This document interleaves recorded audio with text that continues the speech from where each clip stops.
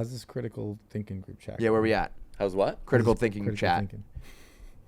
Chuck's out, right? What Chuck was the rat. Are you allowed? Is it like kind of a fight club? Are you allowed to talk about like what's being discussed? It's just a topic. You don't have to tell me people's opinions.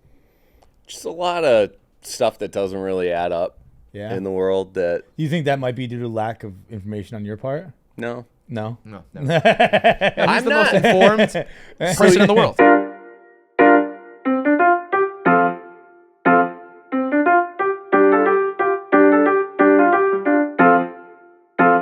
It's another edition of KFC Radio on the Barstool Sports Network. We got Dante the Don on today's episode. Always good for just a goddamn mental circus. It's actually a really good conversation. Yeah. I hesitate to call it an interview because it's just Dante, but it was a great conversation. This is my point with Dante all the time when I talk about him. He's insane, but if you just talk to him, he's a good dude. You guys have an interesting dynamic though, and that's also why I always like to have him on when he's in the office. You probably because of like blackout years and just like you guys have been around each other a lot, but you call him out on his shit like nobody else does, and then he's always pretty good at he takes it but comes back with it. Like you guys have a very good dynamic. I think with other people plenty of people here say dumb shit. I think 99.9% of the time you just let it slide. Dante, you do not. You're always like, no, wait. Why didn't you research it or whatever? You'll hear it in the interview, but and he really Dante does the same thing every time. It's like very all funny. shoulders. Which is like, he's an adorable man. I love Dante. He gets that.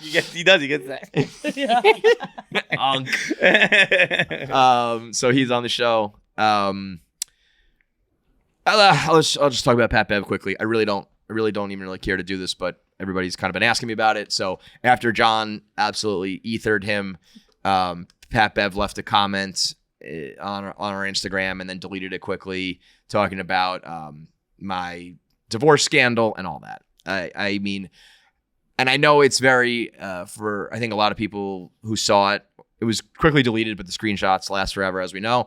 And a lot of people were like sending it to me or talking to me about it. So I understand, of course, that it's drama and it's a fucking shot. It was not like, that's a personal thing. I think you said it best. Like everything up until this point was you're talking about my work. I'll talk about your work. That a comment like that obviously changes the situation. That puts you into a new fight. Yeah, right. But it's I'm not even calling it a fight for two reasons. One, it's from 10 years ago. It's something I, of course, understand lasts forever. It's not something that's just going to disappear ever.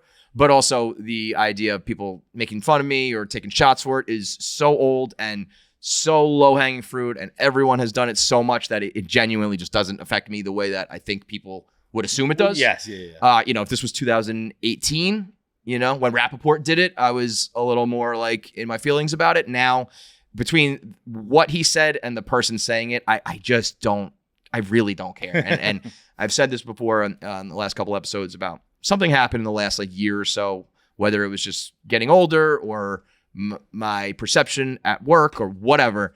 I've reached a point of like, I don't just say I don't care about certain things. I really don't care anymore. It's like I didn't go home that day stewing again with Rappaport. I remember being like, I don't know what I'm going to do. I was so mad. I ended up doing a song. I went in, I was like, I gotta go home. I got my kids. I got shit to do. I'm gonna do some work. Like it's just not. I just don't find anything productive can come from it. There used to be a time where I was like, it's good for business. I'm gonna get views. I'm gonna get fans are gonna love it. Like that's what Barstool is. The drama. Like when I almost saw those things as an opportunity. Where I was thinking about how we were saying how rarely you've done that before. I feel like I've done it a million times because I was like into it, seeking it out. I never really picked the fights, but when a fight came to me, I'd be like, yeah. And I'm just not that way anymore. I think it was very indicative of like, I don't think he's a very like funny or creative guy. I don't think he's particularly good at this. I think that's been made clear with. I mean, he's doing WNBA team. Yeah, I hate to like pick out one thing, but it's like, when you have a take like that, it almost like invalidates like everything in my mind. Unless you're doing it for like absolute fun and we're just doing a hypothetical exercise here. But if you pose the idea that the WNBA could beat an NBA team and you're from the NBA world, you're either, I don't know what's worse with Pat Bev a lot of these times. A lot of this stuff, whether it's taking shots at me or the WNBA take or whatever, it's either you're lazy and just doing like cheap shit, or you believe it. Right. Or that's actually who you are. So I don't know. Either Pat Bev really feels that way about me, and then it's like, all right, man, fuck you back. Or he doesn't feel that way about me, but he's just using something that he knows is going to get likes and clicks. And I'm like, I think that's worse. I'd rather you That's exactly what I think happened. And that's why I think that is so much worse. Or I think he doesn't know who the fuck's who, and he thinks I'm KFC. Yeah. And that's how dumb he is with this company. Well, we were also speculating. So the screenshot that is out there. There's 2 comments from Pat Bev. The first one says 6 minutes ago, and it's all fire emojis. And then the comment talking to me is 4 minutes. So meaning the 6 minute one came first. Yeah. And you start the clip being like, I'm a Pat Bev guy, man. and part of me thinks he pressed play, saw that, and was like, ooh, fire. And then like 10 seconds later was like, oh, wait a minute. And then either got mixed up because he doesn't know anything about this company, or just took a shot at me while replying to you, which I also hate more. Cowardly. Yeah, cowardly. Like if you have a problem with the clip, I mean, I'm laughing in it. I'm laughing about it. I'm in it. So I can't say I'm not a part of it, but like, I'm not the person you go out there if you want to respond. Yeah. You know? No, so that's you're either stupid, cowardly, or lazy, or an asshole. And all of these things no are good. Yeah. That causes you. Yeah. I personally think he's just like farming or whatever, or a farming, which means you're a fucking lame. Mm-hmm. Like if you're just repeating what you think people will like, you're lame. Or he's just dumb and doesn't understand what this company is and thinks I'm KFC. Right. And so either way, it's really not worth 2 years in. Yeah. Yeah. And I thought about like, particularly like on your behalf, I just, this idea of like what Pat said, that like we don't do anything or whatever. I thought about listing it all out. Like, oh, really? Like, here's all the things we've done. And I realized like that's a useless, futile exercise, because like anything in life, the people who like us and know what we've done, know it and appreciate it and like it. And the people who don't. And if I list it all out, they're still going to hate us. And they're still going to talk shit. So it's like, don't explain yourself in any scenario, because the people who like you and support you and you want to be with already know it. And the people who don't. And they're never going to be converted. So it's really not worth the exercise. But so I'm going to leave it at that. And if you're a Pat Bev fan, the NBA just tipped off. You can go watch his show. That I don't think exists, but NBA season's here. We got our NBA guy. It seems like we didn't invest way more in Ryan Russillo, so they'll probably get pushed equally. Another good one by John. It's another good one. John's carrying the torch on this one. Okay, so now that that's out of the way, wait, there was something else. We'll talk first about let's talk about Large first, and then we'll do the 7.5 thing. Large went on Out and About, and then hopped on Fishbowl, and was talking about how Barstool is a little bit of a fantasy world where people get here and they stay forever and they seemingly never get fired. And Large was kind of pointing out that like Barstool is not going to be forever. Not necessarily the company, maybe that is forever, but like your time here, any employees, young employees, like you started a job doesn't necessarily mean you finish there. And I think that's pretty well understood in almost like every other professional setting. But Barstool has always kind of felt different. I think it's been such a coveted spot. But I also think it's not different in every other, or it wasn't different in every other professional setting, like until recently. Say more. What do you mean? Like I remember when I was looking for a job when I was like 20, and my dad explained to me that he thought he was going to have one job his whole life. Because that's what his dad had.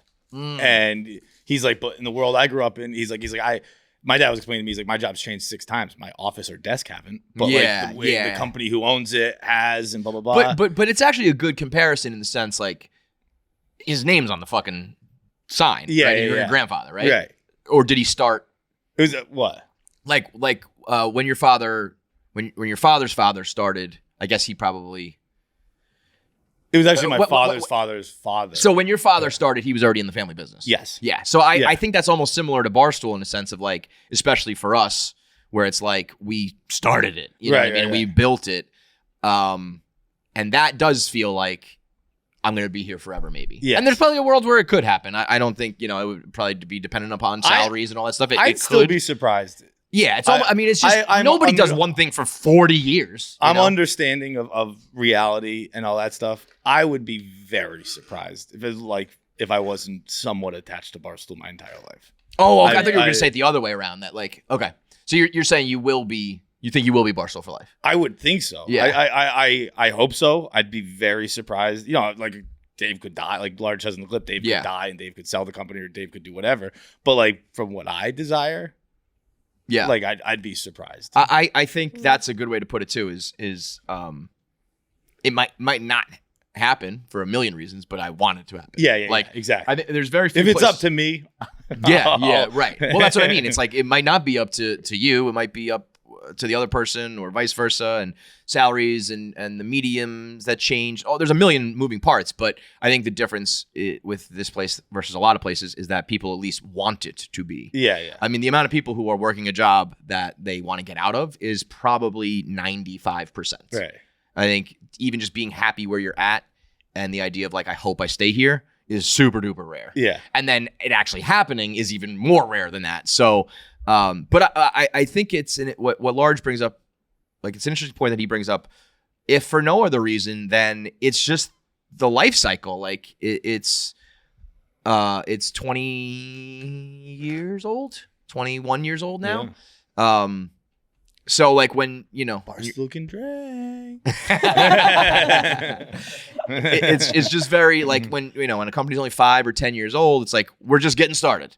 And then when it's 12 to like 15 years old, we're like, we've arrived, we're here, we're selling it, we're making, and then after that, it's like, I don't know, maybe it comes, it goes, who knows? Like it's just uncertain at this point as far as what the future may hold or may look like. I think as long as Dave's alive, there will be some element of Barstool, but I don't know. Sometimes I hear him on Unnamed and he said it the other day. It was like kind of saying like, the reason I'm here is because if I'm gone, what happens to all these people? He was like, and of course he picks on the dog. He's like, what would Nate do if I was dead, if I was gone? And, but I mean, no, he's right. But also any owner of a business can say that. Right. Like, he is definitively right for sure. And also there's a world where like, he probably could take a step back or quote unquote retire or whatever. And it would still continue in some fashion. It probably wouldn't be the juggernaut that it is if Dave wasn't leading the charge. But, again, it's a good comparison to like, your family business or a law firm or something where it's like, if the top dog like takes a step back and the new guys take over, it's not going to be the same, but it still exists. It's still a thing. I think it'll be different. Like everything, it'll be different, but it'll be the same. Bro, that's kind of in the discussion we have with Dante. I wish we articulated it and summed it up that way. Cause we're talking, with Dante, we're talking conspiracies and politics and all these things. And it's like, I'm not saying that these issues don't matter. I don't want to be one of those guys who's like, who cares? Right. It's like, these are very important things. As a matter of fact, some of them are the most important things, but it's also never going to really affect my day-to-day life in my 80 years on this planet. Yeah. So then who fucking cares? Like, if I lived for 1,000 years, like maybe I'd have to start worrying about this. But by the time I blink, I'm dead and the world keeps spinning. So and I will control what I can control while I'm here. Yeah. Otherwise, what do you want me to do? Exactly. And I think that kind of applies to Barstool as well. And like, but I do think we're reaching, probably for the first time. Once, Alex Cooper and Pat McAfee, those are like the outliers, right? Those are maybe never happen again. And if they do, it's lightning in a bottle a handful of times, But then I look at like Carabas and Coley and some of the people who weren't megastars who moved on, and they're doing fine too. And it's like, there's only been a couple of those people, in the whole history of this company. And so, and I just, as time goes on, that number's naturally going to increase. People get older, people change passions, people, whatever. So I just think it will be interesting as time goes on to see if people do, choose a different path or whatever. Because it's been a pretty long time with very little of that. I mean, I think that's a testament to Barstool that there's very few people who do like leave. There are people who Dave chooses for them, and then they have to keep going with their career, and they may end up doing fine. Like I guess like I was looking at Mean Girls is a good example. Like they didn't like leave the way Alex Cooper left. They were fired, right?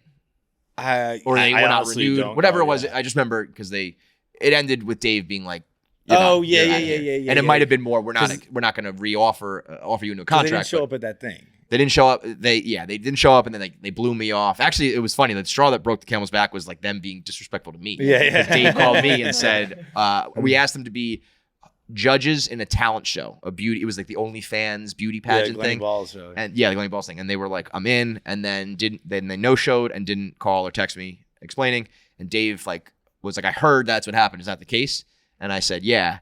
And I remember him just being like, okay, then they're done. And I was like, wait, what did you say? What? Oh, that was quick. That was but that's a good example. Like she has the success with her baby and her new man, and so there's just more examples of those things, good and bad. More examples of it happening as Barstool gets older, and I think Large's point is probably more applicable and correct for these new people. He specified like the 22-year-olds, right? Yeah. People like us who have been in it forever have way more of an incentive and way more of a probability that they continue to be attached to it. But if you start now, it's probably like any other job where it's like, this is where I started. Right. And I hope to stay here, but I probably won't because the vibe I've gotten from people on The Office is that it seems to be people think that he was going at people. I didn't get that. I didn't really understand, why it was like misinterpreted. I haven't. The way people are discussing it, it seems like, oh, who's Large talking about? Who's Large talking about? Fans or people here? The way people here are talking about it makes me think that's the way fans are talking about it. I didn't think that at all. I didn't think that at all either. Yeah. I think it's just a factual statement. I don't think he's like young kids aren't grinding. I think he's just kind of speaking from experience and speaking about how the world goes. Maybe it's being perceived as like a Gen Z versus Gen X sort of thing. Probably just because he's bald. Because he's old and bald. But also, those are the fucking people that can say those things. Right. That's a guy who has changed careers a couple times, 2-3 times, and can tell you, I was that kid who thought I was going to be a trader for my whole life. Thought I was going to be a Sirius XM radio host my whole life. And things change. Do people generally think about what they're going to do for their whole life? I've never had something where I'm like, brother, I've had things when I'm happy and things like that, but I've never been like, this is what I'm doing. I guess Barstool, but within Barstool, I've never been like, I'm a blogger till I die. I'm a podcaster till I die. I'm a sketch guy till I die. I'm like, I'm going to do different shit here because that's fun to do. Well, that's when I start to panic is when I think okay, well, how am I going to have a career 10 years down the line? What am I going to be doing the whole time? You don't even know. Then it's I just gotta do it day by day. Yeah, totally. Because I don't think that anything and kind of what Large is saying, anytime I've ever planned something, I would be a professional soccer player right now if I was planning my 9-year-old self, all that. Every time I plan something, it's never how it works out. But then I always like it better. And you got also you can't really play. You always kind of use an example like this, planning a big night out. Those are never the fun ones. A good night out has to just kind of fucking happen. Yeah. And that's how you should approach life too. Is I don't know. Today was a good night out. We'll see what happens tomorrow. The only thing you can control though is that you got to go out. Yeah, exactly. And I think that's the big. I agree. You can't control the details, but you do have to. So you can't commit, like you said, to or what you just said, podcasting, sketching, whatever. You can't necessarily say what that's going to be, but your version of going out is I'm going to do something. Right. I'm going to be doing something on camera or behind the camera or whatever it is. And I think that's really what Large was saying. That's what resonated with me the most from the clip is what's at the start of it when he's like, you gotta dance like no one's watching. Which if you grew up in an Irish household, it's all you know. Mm-hmm. But that's kind of everyone here dances like someone's watching because they are commenters and stuff like that. And they're not only watching; it's dance like someone's watching and critiquing you, and you're really invested in what they have to say. Yeah. But that's the double-edged sword of Barstool. It's if you're on the wrong side of it, it sucks. I've been there many times where it's I wish there were no comments. I wish there was no interaction. I wish there was no feedback. But the feedback and stuff, all that's good. All that should be allowed. I just don't want it to be. I wish it was not bad. I wish it was not mean. But there are people out there who are getting no traction trying to do this that would kill for even nasty comments or nasty interaction or whatever. Just 'cause they want something. It's the old, you just don't want indifference. Love, hate. indifference or apathy is the problem. Which I've heard that phrase, and I feel like that's a big one at Barstool. Like the haters listen to Stern for 10 minutes. That's bullshit. Fans That's listen made for up. 2. That's made up to make you feel better about when someone says something nasty to you or like kills you in a comment, and then you see that person in the comments like, thanks for the engagement. That is the biggest L you can take on the internet. Well, this is helping the algorithm actually. Yeah. Oh, that's your answer? Like, you fucking loser. That's not, But still, like the phrase, like whatever, like again, like haters tune in for 10, whatever. You want to be loved or hated. You don't want to be indifferent. I always heard those phrases my entire career, and I'm always like, I feel like I breed indifference.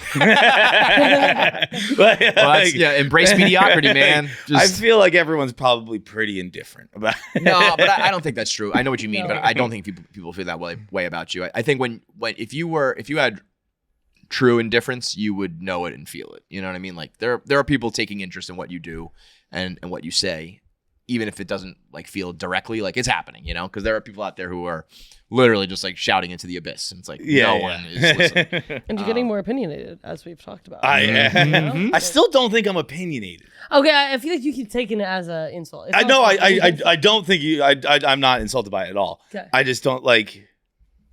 You know what you are? You're opinionated about not having opinions. I'm opinionated that you don't know what the fuck you're talking about. Yeah, that's right. Because most opinions. And you, I don't mean you. I mean anyone I'm talking to. The royal you. Yeah. Most opinions these days on the internet are attached to something that nobody knows what they're talking about. Yeah, that's if someone's on the internet just being like, I like the color blue, and you're like, fuck blue, I like pink better. It's like, okay, we can just do this. It's when someone is saying their opinion so defiantly and proclaiming it, and that they don't know what the fuck they're talking about and didn't do any research. Again, when you'll hear this exact thing plays out in the Dante interview, that's when it's like my opinion now becomes fuck your opinion. Yeah. Because it's not an opinion. You're saying something like as if it's a fact, and it's not. I'm just saying, shut up. None of us know what the fuck we're talking about. Let's just have a good time. Why are we even You're the king of this. This should be like your revolution, your mantra, because you always say this. Put your name on it. Say, I don't like, I disagree. I think that's wrong, or whatever. It's when everyone says they speak, or it just is. This is the fact. It's right. It's wrong. We're good. They're bad. Whatever. Or the Taylor Swift's the best example. Like, nobody cares about this. It's so you don't care about this, and say that. You just don't like the days. Yeah. Fuck they. Not a pronoun guy. What's my pronouns? Like I, you, not he, they, whatever. You know why I think it stands out to me is because I'm not an opinionated person, and so then when I get in my head being like, I should form an opinion, I think of my dear friend John, who is like, I don't care, like go with the flow. But then seeing you like take political stances and everything, I think, fuck, do I have to start? John's your North Star, your guiding light. Exactly. Should I have an opinion today? Yes, John. Okay, I'll have one. Yes. I think it's not about like not having opinions, because everyone has opinions. You say that, but you do have opinions. It's about like whether or not I voice them like I'm a fucking authority figure. Yeah, that's the problem. Yeah, I guess you could get up there and say the dumbest fucking thing in the world.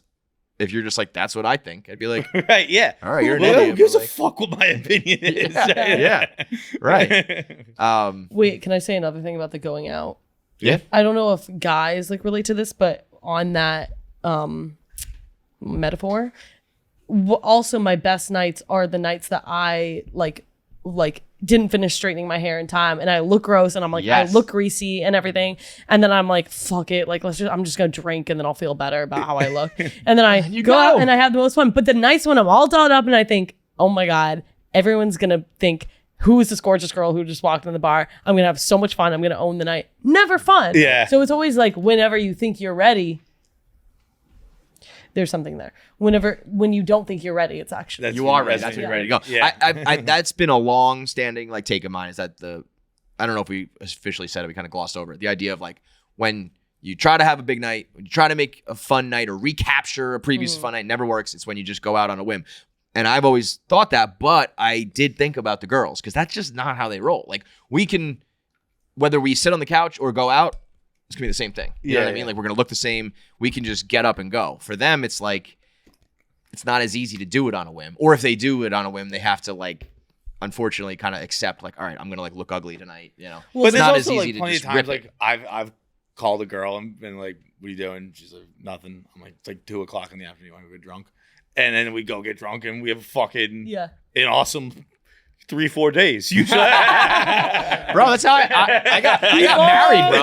I got married off of that. I met Caitlin on a Sunday fun day at like the biggest dive bar. I'm pretty sure both of us were like unshowered and whatever.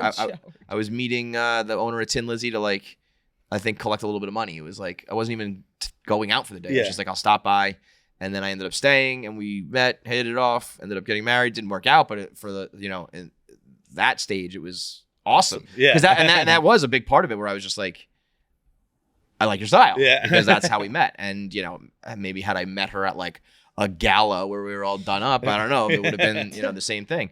But you gotta be outside. You gotta be outside. You gotta be outside. Yep. We were kind of talking about this fucking yesterday on Fishbowl because we were talking about being outside today is more important than it's ever been because we were talking about so trapped inside like AI on Fishbowl and like everyone's gonna know everything and blah blah blah blah blah blah. And I was saying, and I think I was right in saying this, like, yeah, if you're in a room and 9 people can tell you about the Mona Lisa because they looked at it on AI, but you're the one who was there. And you maybe have something to add to the conversation that they didn't learn on AI. That you learned because you were there, because you fucking bumped into a person you were standing next to, and it turns out that like their great uncle is from the town that they painted in or whatever. And you're like, I learned a little bit about like you can only learn that being there. Yeah, you can only learn that being outside. Yep, gotta go outside. Gotta go outside. Got to go out for the night, and then let the chips fall where they may. But you got to go. And I think to bring it back to Barstool, like when. I don't think I've ever planned anything in my life. Me neither. I'm trying to even go back to pre-Barstool. I was in college. It was like senior year, maybe junior year. I don't know. But it was like, okay, it's time to start figuring out your job, right? And I had a lot of friends who are very driven and motivated guys who were like, I got friends who were like doing internships starting like freshman year, really focused on it. And I remember being like, all right, it's time to do that. And went to like the career fair once and was sort of, I basically just like, my friends all went into finance. So I was like, I'll go that way too. Yeah. If they were all like going to law school, I probably would have been like, I guess I have to be a lawyer too. Like I was that open of like, actually, I guess it's a little bit of a lie. I did the radio at Fordham. So, okay. So this is interesting. I think I tried to make a plan. I think I was like, I want to be in sports media. And I went and I worked at the radio for like almost like 18 months, let's say. And I realized just how little money is in it, just how like few jobs there are. They're like, if you want to be like on air in New York, like you gotta wait for Mike Francesa to die. You gotta wait, like stuff like that. So that was like, all right, I attempted to plan something and it didn't work. So now I'm just gonna go with the flow, And then even after that, it was like I realized I was gonna be able to graduate early for whatever reason, got some extra credits and stuff. And they came to me and they're like, you can do this MBA program. And I was just like, all right, well, okay. Yeah. And then I got a job at Deloitte, like literally because of one of those like monster.com, careerbuilder.com emails. It was like I had signed up for like a career building thing. And I just got like a spam email, not spam, but it was just like a inbound email being like, we're hiring. And I was like, click on the salary. So it was like 55, 60 grand or something like that. I was like, okay. And that's it. Like, and then from there, like Barstool, I've told that story a million times. I kind of just fell ass backwards into that. I never had a, people ask me like, did you go to journalism school? Did you do this? It all just kind of happened. I don't make choices. I like you said, like I'm like I got picked up by the crane claw. Yeah. And it's just like, drop you over here. Like you moved to like, you're a blogger now. Yeah. I was like, all right, you're going to do podcasting. Like, what is that? Just talking with Mike. I'm like, all right, fine. Totally. It's like, you're in first class now. And you're like, all right, nice. It's like, now you're in the back. You're in the back. Like, all right, whatever. Like, you're doing sketches now. You're like, fine, whatever. Yeah. I'm just like a little, I'm like a sex toy. Just use me, Just fucking put me this hole, that hole, whatever, dude, But yeah, all right, fine. I'll do the thing. And then you leave me alone once I do the thing? Fine. The only thing I will say that ended up, it was not on purpose, but I remember when I was writing, there was a point where I was like writing, podcasting, hosting the radio, and I was doing like storyboards and like little documentary type things. And I did have a moment where I was like, what I learned at the radio, I'm applying right now. Not by design. I wasn't like, one day I'm going to use these things, but I was like, oh, I remember writing similar things like this. I remember speaking like this. Oh, I'm kind of comfortable in front of a mic. Like all of that it was almost like I Miyagi'd myself, where I was like, oh, I'm actually a little bit more prepared for this, but never by design. It was always just like, oh, that ended up applying here. The NBA season is here, and DraftKings has their newest fantasy game available to you to make some money. Right now, you can do the DraftKings Pick 6, where you pick 6 different prop bets, meaning more or less on 2 or more stats. So you pick 6 players. Are they going to score more or less points than the line set? More rebounds, more steals, whatever category. And the more you hit, the bigger returns you get. So no gimmicks, no convoluted rules, just you and your gut. And the NBA moves fast, so you can do live betting. As the game unfolds, you can jump in where every bucket is a chance for you to chase that upside. Pick 6 is available in Texas, California, Missouri, and more. And new DraftKings customers get $50 in bonus picks with just a $5 entry on your first pick set. So download at DraftKings today. The Pick 6 app is a separate app, so you got to download that as well. Use promo code KFC. Put up $5. Get $50 in Pick 6 bonus picks. Make your 6 picks and ride the upside. It's in partnership with DraftKings Pick 6. Download today. The crown is yours. Have I talked about this article I was reading on the show, the article about marriage? No. Mm-mm. So I read an article about marriage recently that was very interesting. Marriage is doing great. Marriage is back. Marriage is doing great. The numbers are like way through the roof. Like everything is back. Like 86% of married people would consider themselves extremely happy in the marriage. Like, I was like, marriage has some bad PR because I thought. But now it's got good PR. It's new, but you're going to see a lot more of that. Yeah, okay. I've seen. But I was reading, the reason I brought it up, I was reading that article, and it was talking about basically all the past problems with marriage and why they understood why millennials were hesitant to get into marriage. But I think like a lot of millennials are getting married now. And why millennials were hesitant, because our whole lives we were told half of them fail, you lose half your money, you don't get the kids, yada, yada. And it was explaining that, and it was like there's no doubt there's toxic problems with marriage that existed in the past, but we as a people are doing a pretty good job correcting them. We as American people. That like I said, 86% of people are considered themselves extremely happy. What was it? In a man is doing 65% of the job of a wife now, which is way up from 30%. Like the rest of the world is still like down at 30%. Now the husband does like 65% of the job of the wife, which is a good amount. But then it was talking about like things that used to happen in the past, and they get why both sexes are reluctant to join a marriage. You know, women were pretty trapped in them. Men, bro, if a woman loses her job, they're in a marriage. If a woman loses her job, the future is unchanged. The future of the wedding is the future of the marriage is unchanged. Doesn't mean anything. If the man loses his job, there is a 70% chance they get divorced next year. Oh, crazy. And it was going like, yeah, I get why guys were a little fucking hesitant. And again, I get why women were hesitant because the guy's doing 30% of the work. And it's like, but I was like, oh, that's a big fucking number. Mm-hmm. Like, it's a lot if you lose your job, you're almost guaranteed to lose your family next year. Brutal. That's a lot of stress. It's the problem, man. That's I mean, that I feel like that doesn't surprise me. Yeah. Like knowing just how it works and what I felt in the dynamic, like I'm almost surprised that's low. Yeah, that's a lot of fucking pressure. That's like, I think, not to, woe is me, because everybody who's just like a white middle-class American male has a leg up and yada yada. I know all that. But man, there's a lot of fucking pressure on dudes. A lot of stuff that I think just gets like, yeah, no, I think the people who do have problems, or maybe I'm projecting, but it's like I felt it very difficult to wear both hats and be like, it was expected to you be the modern man and do 65% of the work. But then there were times where it was like, man up and fucking be a man and make the money. Yeah. And it was like, I'm trying to do both, but obviously when you do a little bit more of this, like that's going to go down. When you do a little more of this, that's going to go down. And it's expected you just do it all. I think it's good that we both genders wear both hats now. But I think it's hard. Like you gotta, and that's so new. I think we gotta wait for the ramifications of that as well. Right. Because I do. But the other, like America's the only place it's happening. So shout out fucking America. Like in particularly in the Eastern world, like no one has made the changes that that American men have to increase their what they're family doing life workload. It was specifically citing like Korea and Japan and stuff like that, but like their divorce numbers are still crazy high because the men haven't stepped up. But fucking American men have. That's right. Give us credit. We want more credit. We're doing 65% of the work now, baby.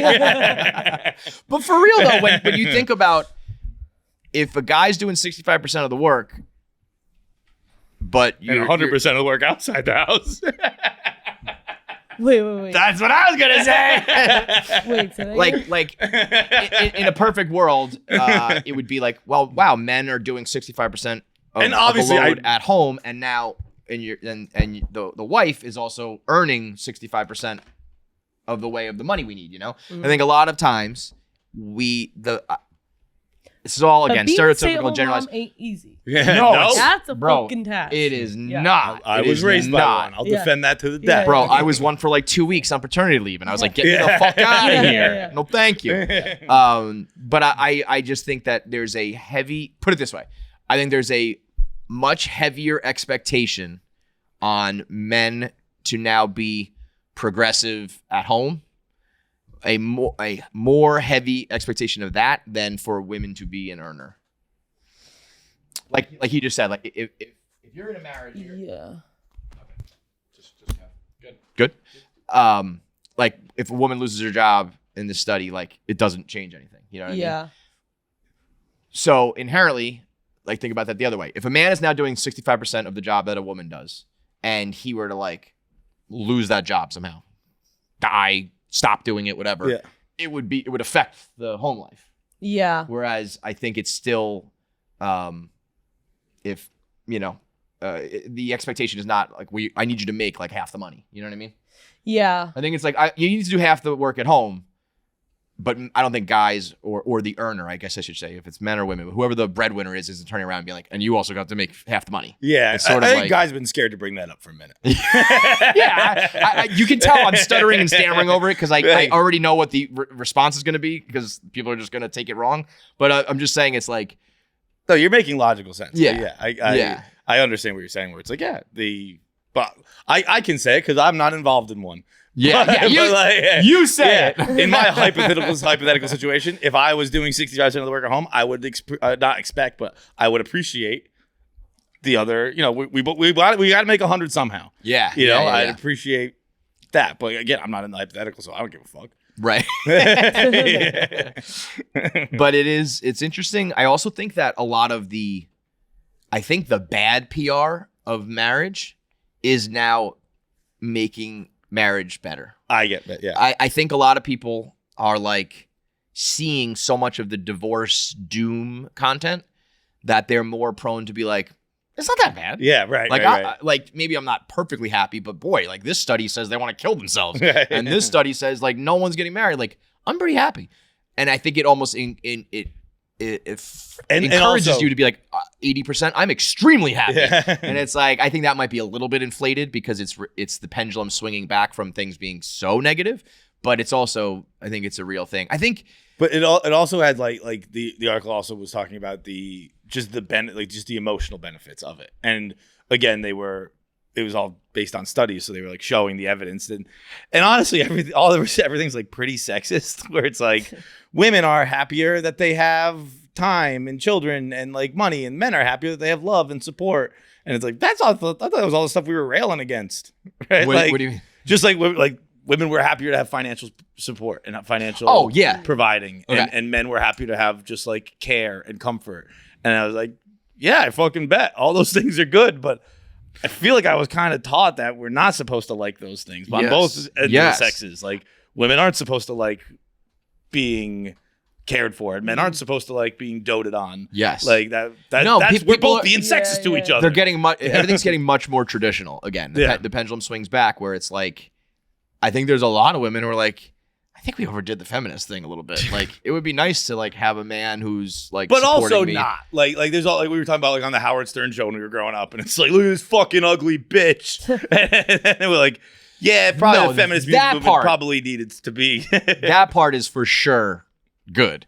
I think that it's what just happened to Taylor Swift. It's like now the feminists characterizing like settling down with a man as being like some trad wife MAGA loser who like gave up their life. You know what I mean? That I think is going away. I think those are the extreme. I think there are women who are like feminists who would hate the Howard Stern type stuff, but would also be like, I would love to marry like a man who supports me. I also think that like there's been more of that. Like there's more like the man is able to dedicate 100% because like the woman takes care of everything at home. Like I feel like now there's been light on like how important of a role that is, and that the only reason the man is able to thrive is because the woman is I am probably saying them wrong, whatever. So like I feel like maybe it's been more common. I get what you're saying, where like and again I can say all this because I'm not involved in it, but so this is all just fucking who knows. But like I guess if you're trying to have like a man and a woman do both roles, it's kind of like if you got two quarterbacks, you don't have one. I really agree with that. I've always thought it's great that we're more involved.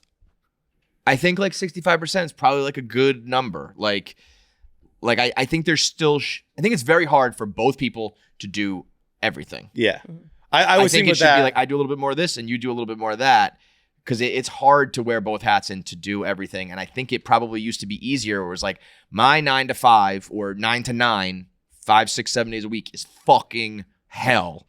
But I come home and I don't do a fucking thing because dinner and all that shit's done. And then the flip side is you're losing your mind taking care of your kids, but I don't have to go to work in the fucking coal mine, you know? So I think everyone kind of recognized that. Now we're meeting in the middle, and that's ultimately a good thing. But you also have to remember all this we've been doing for a fraction of a second. Like, when would you say that like, if you go back to like the 1800s, I wouldn't even call like those marriages. You can't even like talk about that. You know what I mean? I would say like, so in maybe like the 50s and 60s is when I think of like, that's like an American family, like a normal one started. Yeah. Post-industrial revolution, post-war, all that. So that's really only like a couple generations of how are we supposed to do this marriage thing? You know what I mean? Like it's a very modern thing that we're dealing with, where it's we've only done this.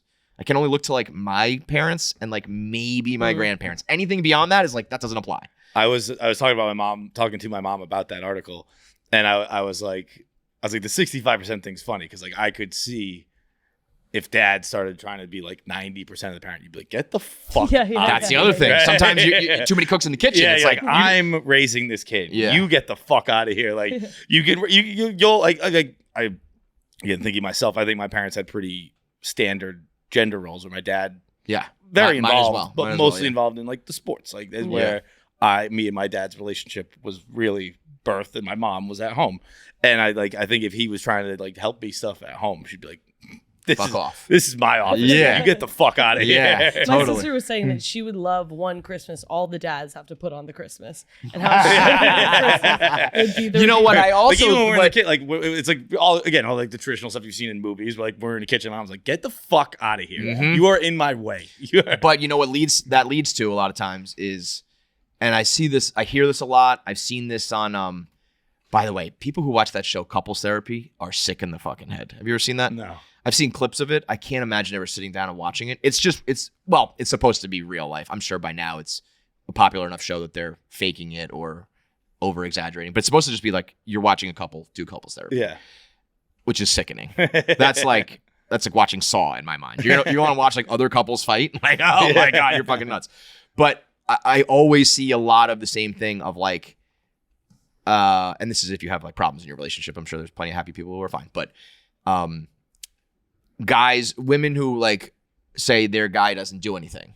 And then the guy's like, well, every time I do it, you say I did it wrong, or it's not the way you like it done. And so I just let you do it. You know what I mean? Because like every time I did do something, I was criticized or chastised. And it just leads to like if you want a partner to contribute on this side or that side, you have to let them do that in their way. Like you can't be like, I need your help, but it has to be perfectly my way, because other than then it's like you just do it. Yeah. If you don't like the way I load the dishwasher, then fucking load the dishwasher. Because every time I do it, you're like, chirping at me about it. But there's also like if I'm doing the laundry and you don't like the way I fold, like I can change the way I fold. Sure, I can. But I think it's more when I was folding the laundry, you told me I did it wrong. When I was doing the dishes, you told me I did it wrong. It's not just the one thing. It's like everything I do is wrong. Yeah. Then you fucking do it yourself. I'm not saying that's a healthy way to do it. I'm just saying that's, I think, what ends up happening. And I think, and that's what more of that comes with when you start sharing each other's roles. Yeah. When nobody was telling the man how to work and he wasn't telling her how to cook and clean because they didn't do it at all. You know. Now it's like you have your own opinions and your own styles and your own ways. Just got a box in the mail the other day. Got a new SimpliSafe security system that I'm going to be setting up at my house. It was time to upgrade as I'm doing all the renovations and everything. It was time to upgrade the alarm system. And so I hit up SimpliSafe. Boom. All arrives in a box. It looks like a shoebox. And it's got everything you need in there. All the cameras, all of the sensors, alarms, all of that in a box. Easy instructions for either you to set it up yourself, or you can call for a SimpliSafe technician and they'll handle it, but easy enough that you can do it at home all by yourself with just one little box that gets delivered to your house. It's different because it has alarms and sensors that help you prevent the crime from even happening. Old school alarm systems are just like once someone's in your house and stealing your stuff and you're tied up, then woo, woo, woo, woo, woo, it's too late. The police show up, but it's too late. SimpliSafe is here to stop it from even happening.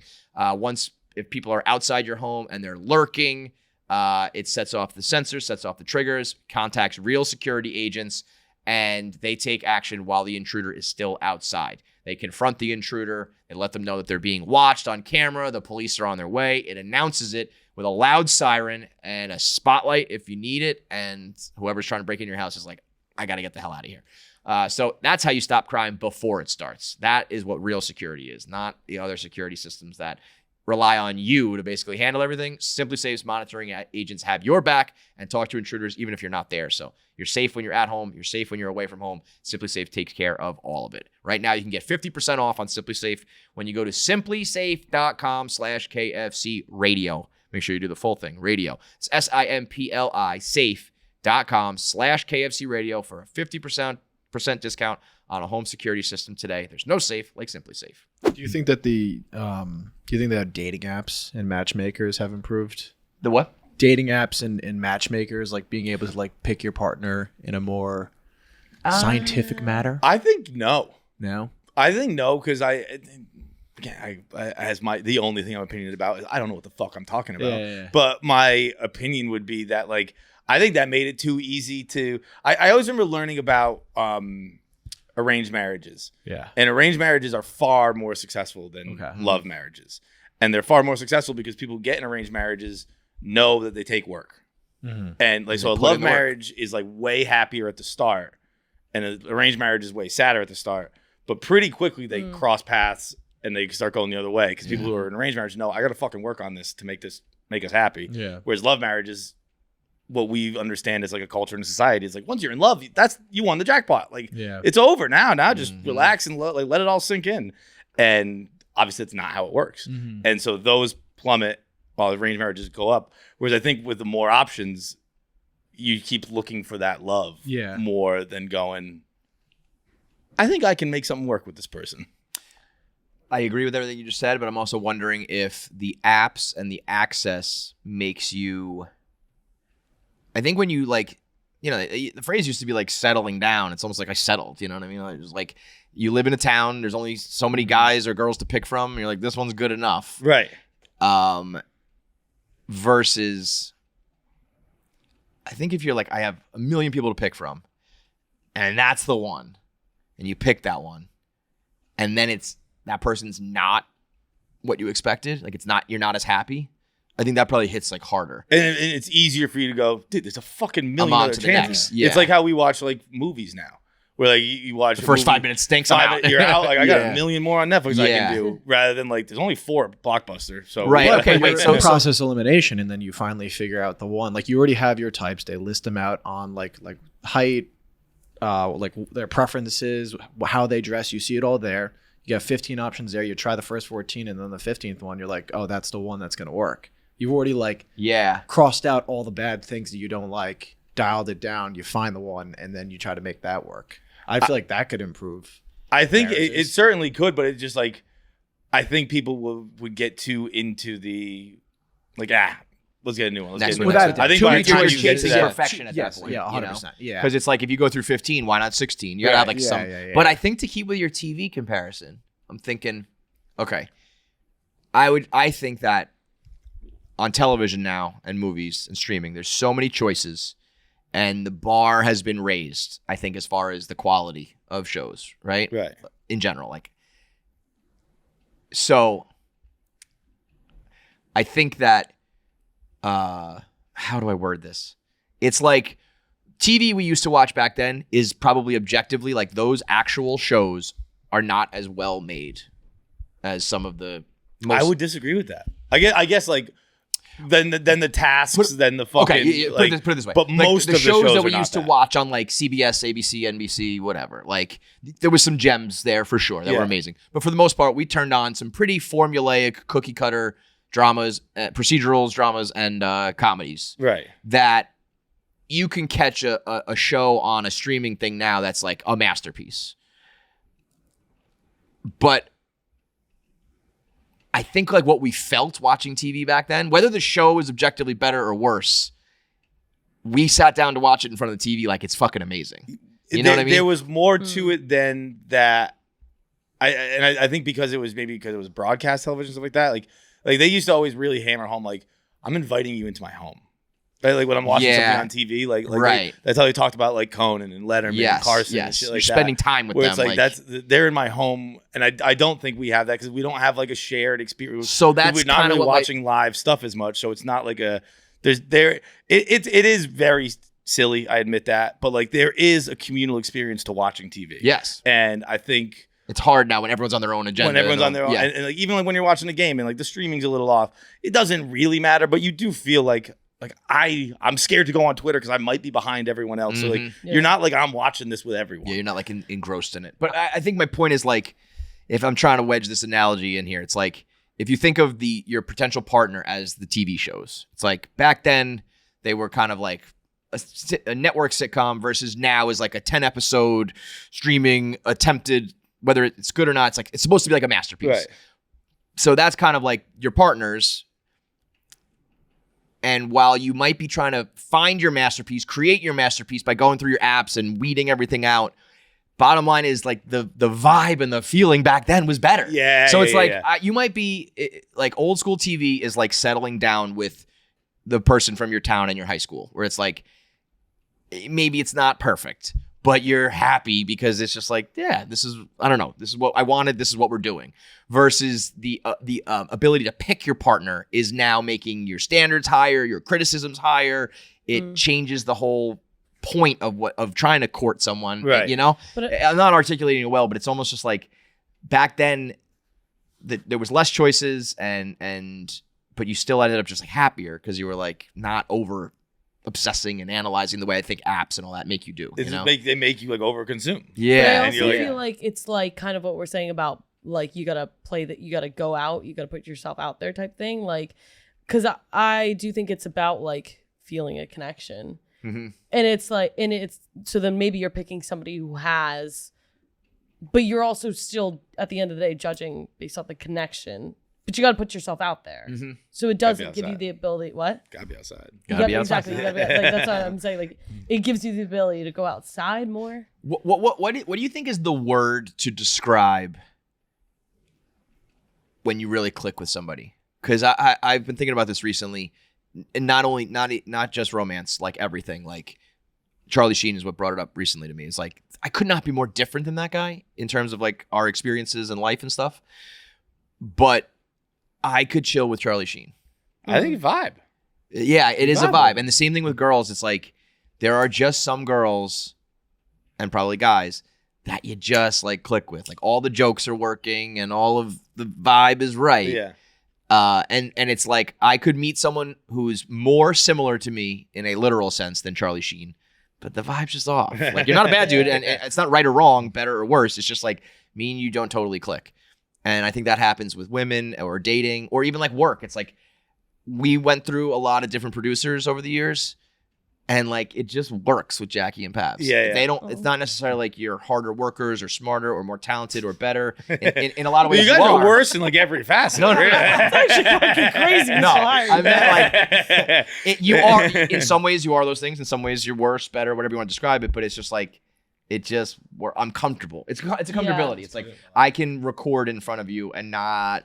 I can mess up and flub a line or whatever, and I'm like not worried. It just works, you know. To me, that was always a big thing in content. Is like, am I nervous around my producer as if they're like the audience and I got to get it right or make them laugh or whatever, or are they just like my producer? And they're like my partner in this, and like you guys did that very well. And I think that's a big part of relationships is like maybe that's I think when sometimes people are like, oh, that's not usually my type. Like I wouldn't ordinarily go for you, but like it just works. Yeah. And what's crazy about that is I don't really like believe in like love at first sight, but I believe in vibes at first sight. Yeah.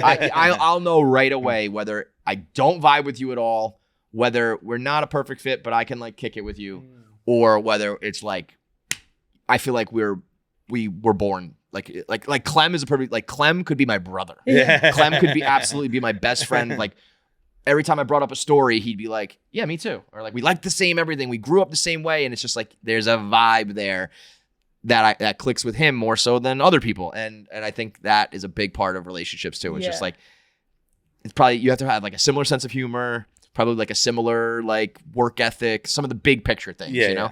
And then it just like works. And it's almost like if you don't have that, don't even fucking bother. It's like, sometimes I believe in like a speed dating thing. Sometimes it seems so silly, but it's like, Nope. Yep. Yeah. It's more about like finding like peace than it is like That's sparks a big one, or too. like I feel like especially as somebody with social anxiety, like I kind of just assumed like I was like all the people I've dated, I've always had like a level of like anxiety still, and then like I don't know, like that's not a to good be, thing. like dumb, but like or like Danny's like the first one I've never felt like so like at peace.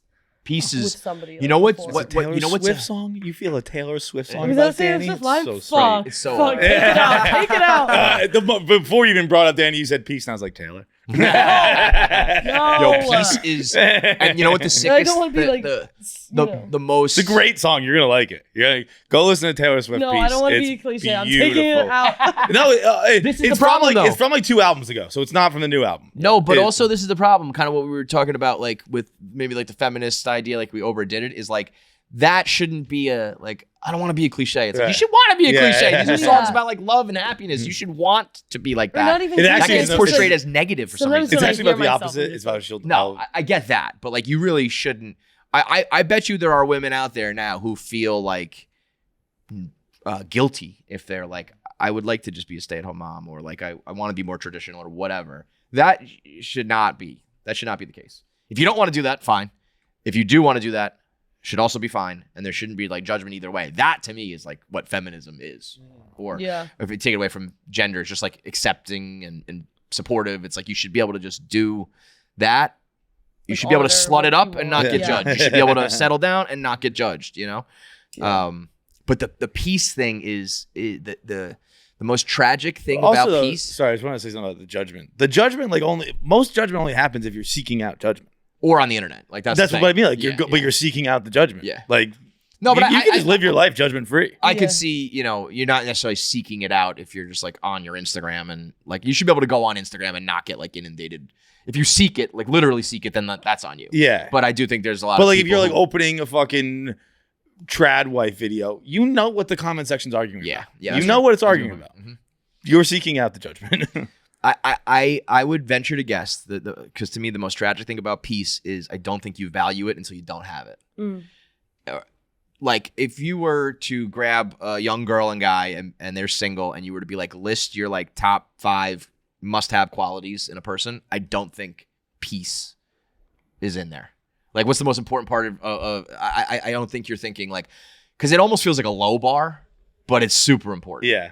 It's because, and I think once you've gone through some relationships where you don't have peace, you're like, oh, that's almost number 1. It's like you're thinking about looks and you get specific with like sense of humor or how much money they make or those sort of things. And it's like, I think you're going to realize to make it through the long haul, like the number 1 thing you need is to be able to be like, we can sit on the couch together, watch some shows. You're on your phone, I'm on my phone, whatever, and we are just like a calm at nervous peace. system. Yeah. not worried about what I say or do, not worried what they're gonna think, all that shit. Like peace to me is like invaluable. Yeah. But I don't think I would have said that when I was 25. Right. You know, I wish I knew that now. And it's almost like Would have said pussy. yeah, it's like, are you hot? Do you fuck good? Are you gonna let me party? Are you? You know, all that shit. And it's like now it's like, can you just be on your phone next to me and not judging that I'm on my phone? Yeah.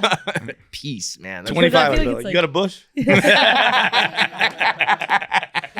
What kind of underpants you wearing? That's a big part. That's a really important thing for me. Been on a bit of a bush kick lately. Oh my God.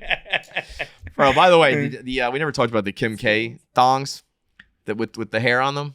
You saw those?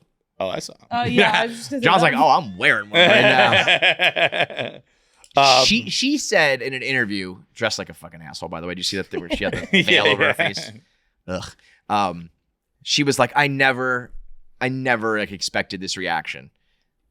I think they knew what they were doing. I think you have to know that. I didn't expect this reaction from my pussy hair panties. Yeah, come on. Come on. This is a surprise. I thought that would be a normal invention. I mean, and those sold out. I think that has to be one of those, you know, little show you how the sausage is made. If you only sell 50 units and say it's a sellout, it's still a sellout. Yeah. Because I'm like, how many people could have bought those?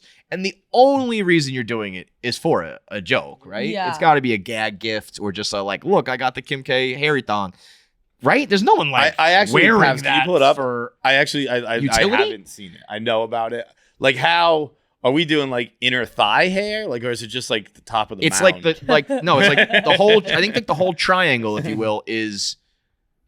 That would be funny if it was like granny panties with like. Go back. It was go. It was there. If you go to. Oh yeah, it'll probably be on here too though. Yeah. Like it's just like the whole thing is hairy. Okay, but it's not really. What? But like Look at that red one. That's like long hair. That's like hair on your head down but on none your of pussy. it looks like pubic hair because like it's covering the pussy. I was thinking in my head it was like spider Like legs sticking sticking out? sticking Oh. out. Yeah. I was thinking initially it could have been like a sheer thong, and then you see like a landing strip through it or something like Yeah, that. This is just like your underwear's hairy. Yeah, That's, right. That's what I mean. well, Like, I like also the think that's the why nipple it's- ring. I was like, oh, like they want people to think it's a Yeah. pierced nipple. So I was thinking, oh, they want people to think you have a bush. Theoretically, I mean that's such a like micro. Yeah, it says micro string thong. So I guess if you wore like a nude color, You could wear a it could thong look like over you're it. not. Oh, I was gonna say Oh. like it just looks like you're not wearing anything. Oh yeah. But those are like if you're wearing a red or blue one, you can still see the thong. Yeah. But Like if it was nude colored, like completely skin colored, there might be some utility of like I'm gonna wear this acting or something like that. Yeah, you know what I mean, like a merkin. But I can't imagine a regular person just.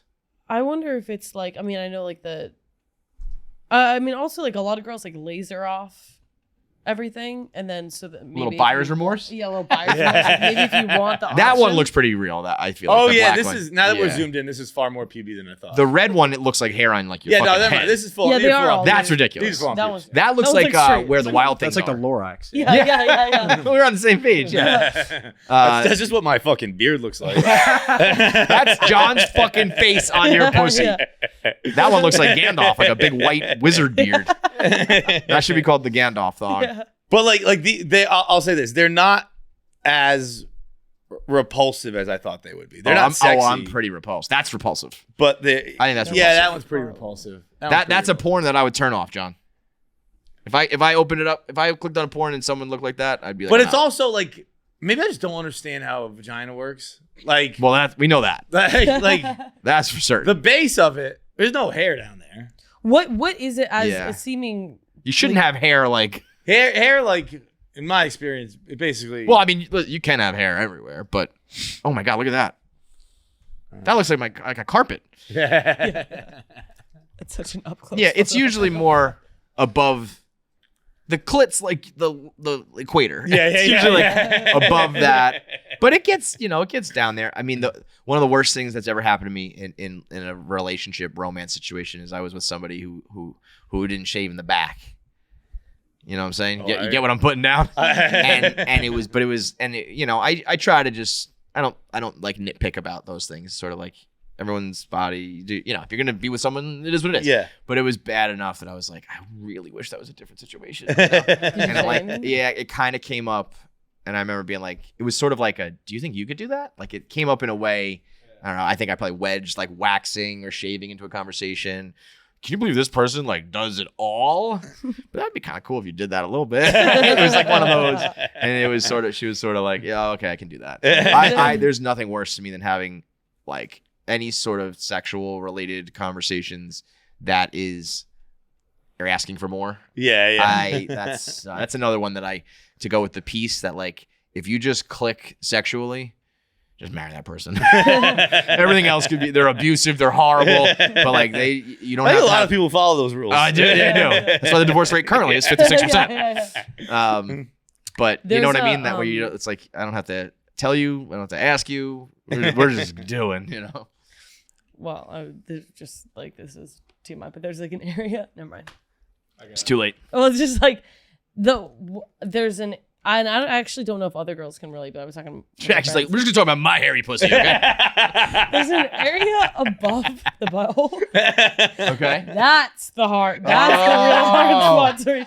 Yeah. If I'm, a little like magic behind the curtain, you gotta like bend in ways. You gotta it's get like just in too and out, shallow right? Yeah. to like for the razor to really. And then God forbid you have one of those razors that like has like the soap things at. I don't know if other people actually. So maybe it's just me. How many times have I said this before? One of my favorite things in content is when you take a risk saying something that you think is relatable, but it might not be. You're like, we all used to jerk off like this, right? And you're like, that's literally, you're the only person on the planet Earth. Yeah. I guarantee you're safe on this one, but it's fun to watch someone go squirm and go through it. Yeah, there's just like an area that's just like.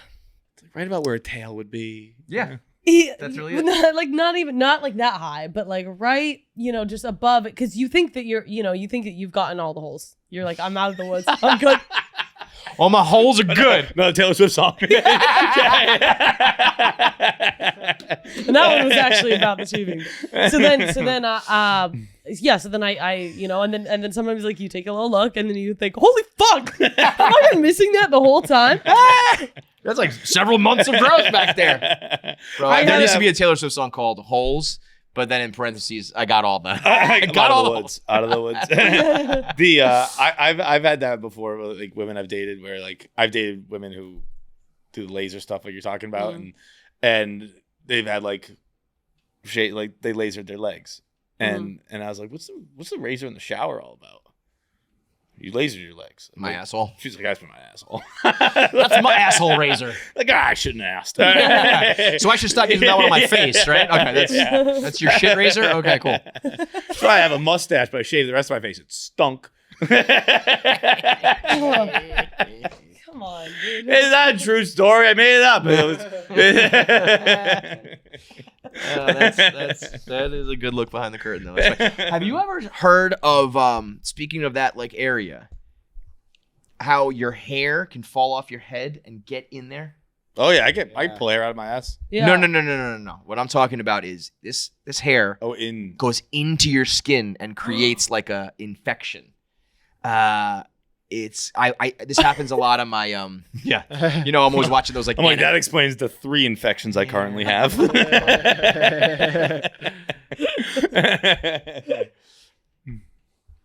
Okay, yeah. It's called a pilonidal cyst. So it usually happens like in your lower back and butt. Hair from the head falls off and gets trapped inside your skin and creates a cyst. And if you watch these like little animations, it's funny. It's like they just like someone, it's like, because hair is like sharp enough, I guess, that it like sticks to your back, and then like you sit down, I guess, and kind of rub, and it gets like into your pores, and then it creates like an infection. Ugh. And it's like, people, it's one of those things where I think you're like, what could this possibly be? And some doctor figured out, like, I don't know how they figured it out. It's fucking, let's watch this little animation. Oh. While you're doing that, I'm gonna have a different reaction to that than the masturbating girl. That's like probably a little bit higher than what you're talking about. Oh my God. But that's God. the area, right? It's right there. It's a lot higher, but yeah. All right. Good talk. Jackie's got a hairy butt. No, I would like to. If this No, is Jackie something doesn't have a hairy butt This because she is takes something care of it. I had to course correct early on in life. Been So I handling don't. it. So I don't. You seem very New Jersey there. She's not from California. I guarantee you there's going to be a legion of women who are like, I really yes, hope queen. so, guys, Yes. please. I got a hairy crack too. Yes. I really hope so, guys. And then this is like, trust and believe. If I was editing this podcast, that would be out. So I hope that. Trust and believe is great. I love when Jack said that. Trust and believe. Jackpocket is America's #1 lottery app. Jack Pocket. My man hit the soprano and the baritone. He did it all there. Right now, we've got dueling jackpots. We got Powerball versus Mega Millions. Powerball's up to a nice $320 million, and Mega Millions up to $680. On top of that, you got Numbers Eve, Numbers Day, Win 4 Eve, Win 4 Day, Take 5 Eve, Take 5 Day, Pick 10, New York Lotto, Cash for Life. All the state lottery games, all available on your phone. If you're available in select states, you could do scratch-offs. But the beauty of it all is how easy it is. So right now I have $43. I funded it with $50, and then I just pick and choose when I want to draw. So let's see. Mega Millions is picking on Friday. I'm going to go with, I want to win quicker than that. I'm going to go with Powerball. Powerball picks on Wednesday. So I want to win tonight. Slide to order. Bam. Order successful. So whatever you pick, you can do it through Jackpocket. It's America's #1 lottery app and truly the easiest, most functional app I've ever used. It's like as advertised, click, swipe, and you have your ticket. It's that simple. Right now, you can get $5 in free lottery credits when you sign up at Jackpocket and use promo code KFC2 to opt in. So download it, opt in, promo code KFC2, and you'll get $5 in the free lottery credits, which gets you 2 Powerball tickets or 5 $1 tickets, whatever you want. That's Jackpocket, promo code KFC2. Dante's in town, and whenever Dante's in town, we got to get him on the mic. If for no other reason than just to watch YouTube. Peter Griffin and the Chicken, just Batman and the Joker, just gonna do this dance until the end of time. Hey, dude, I love it. It's fun. You guys should almost have a show. Yesterday, John got in my head really bad. As he tends to do, yeah. And today, I saw the clip. By the way, that was very mean. I agree. No, it was not. It was not mean. It was 100% justified and well executed, and that's what fucking happens. I have been thinking the same. It was fucking ether, dude. We should have. Fuck Jay-Z. It was ruthless. We should have that fucking beat. It was ruthless. It's one of those things, man. Like, you got. I don't know. I didn't start it. I didn't start it. I don't want to be in like those things. It is not ruthless when somebody fucking sucker punches you and you punch back. No, you're right. I was so dumb yesterday when you and Roan were talking about it in front of Francis and I.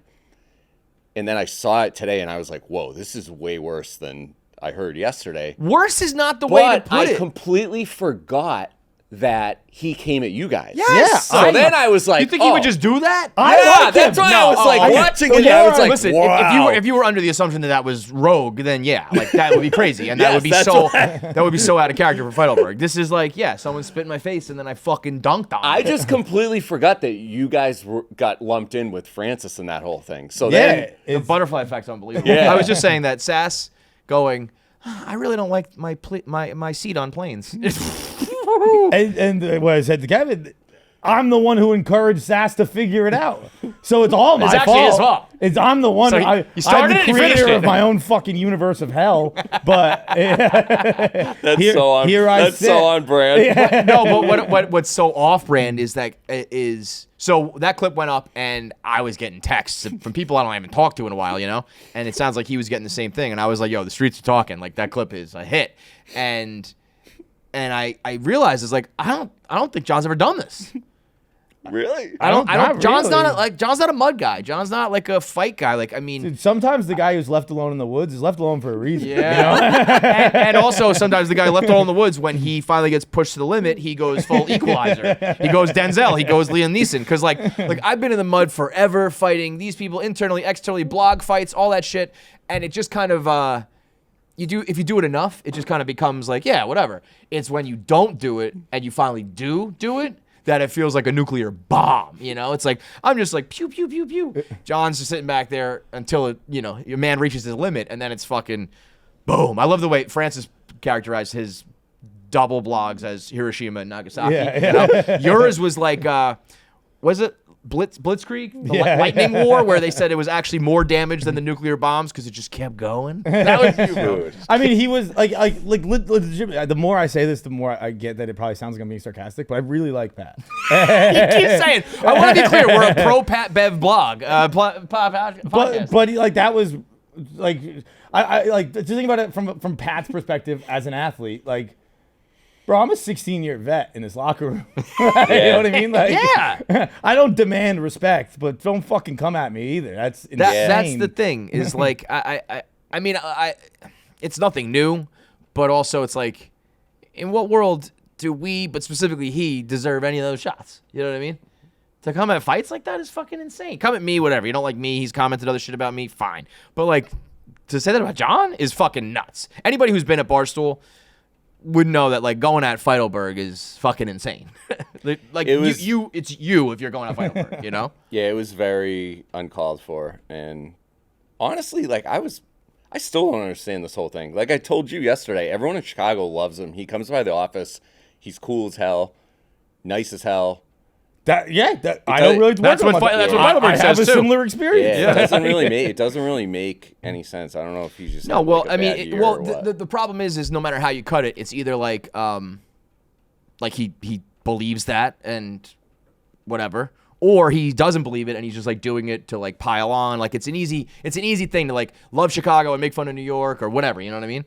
So you're either doing it because you like believe it and you're a dick for that, or you're doing it just to like score internet points, and I think that's probably worse. That's way worse. Yeah. You know what? Yeah, if you mean it and believe it, I mean I can tell you why it's misguided and wrong or whatever. But at the end of the day, it's a matter of opinion. If you don't like us, but if you believe it, you believe it. But if you're doing it just to do it, then yeah. Name me another company, business, organization, anything That does this? that encourages shit like this. Like I was thinking, I was like, God, if There's I, one. If I had a company and two of my employees were like, obviously they're not making videos and but just attacking each other, and slinging mud on social media or something, it would be like, but not here. Yeah, most people are like, shut it down. Dave's just I think there's one, dude. The only thing I can think of is the WWF. And that's like, because it's fake, but it's real. Yeah. And like, they have rivalries of storylines that then kind of jump off the TV and become real sort of thing. That's really about it. Otherwise, it's You're right. And that's always been the thing. There's never been like a competitor to Barstool that's really like Barstool. There's other groups, other companies, but in terms of, and yeah, Dave just sits back like Mr. Burns, just like, yes, excellent. My plan is working. excellent. Yeah. But so back to the original part. So John made me super self-conscious yesterday, and then I saw that video today, and I was like, oh man, he was nice to me. Compared to Wait, what did you say to him? Well, I came out and he made fun of my outfit, so I made fun of his, and he changed. You changed? This was yesterday? Yeah. What was he wearing? Dude, he had on those fucking MC Hammer like silk pants. It was in the clip. It was in the Pat Bev clip. I saw him again today. I was like, they look like Fendi print.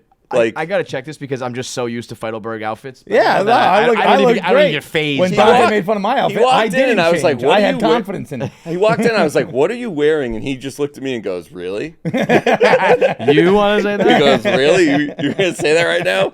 With skinny jeans? And I had Hokas on because I flew. And he's like, and those? I was like, fuck. I mean, don't come with the king, man. That's what we're learning this week. No, come and then of course for his clothes. and then of course he's got his hype squad, Kelly, sitting across from me, and Kelly's like, Oh, Dante, don't even. Those pants are unbelievable. Yeah, John. great. Oh, trust me. Those are great pants. I wasn't like, oh, Dante said my pants are good. He might be right. I was saying Dante said my pants you know are what bad. they were? They were the hot office woman silk pants. They wear those pants yesterday? They wear those high waisted underwear that you can see the panty line. That's what they were. That's what they were. Oh, you looked at my ass.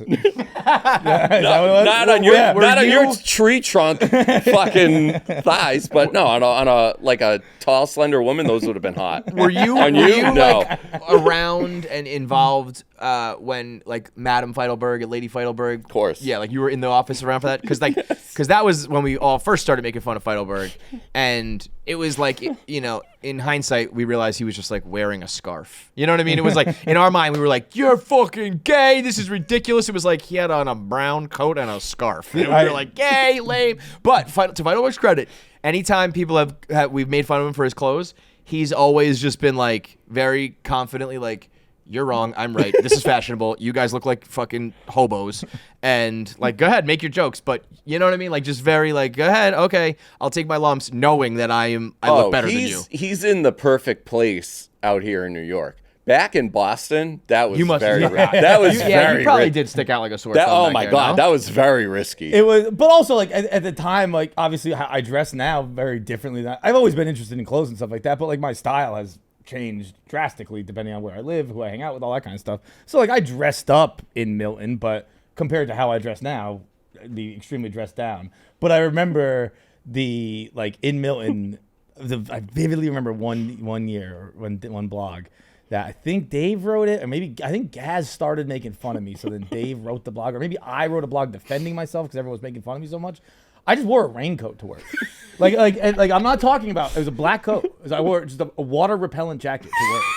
And on a rain day, it was raining outside, and they were like, "What is this? You wear fucking rain?" Like when I tell a story, people probably picture me in like a big fisherman's yellow. No, I was in a black water repellent jacket. And It's not even like, it's like a windbreaker almost. It's not even like a fancy rain jacket. People You could thought be it wearing. was fucking insane. That I owned a jacket that could keep rain off my body. And by the way, at that point, if you go back, it's like Dave dressing like a skater from the 90s Yes, dude. in like airwalks and like grunge He gear. didn't have a style. He And, didn't have a like, stylist. Yeah, and like $1,000 haircut. Gaz, Devlin wearing like Blackout Tour merch. Like, everyone was basically homeless people. And the one guy comes in wearing just a jacket. It's like, you are fucking lame and gay.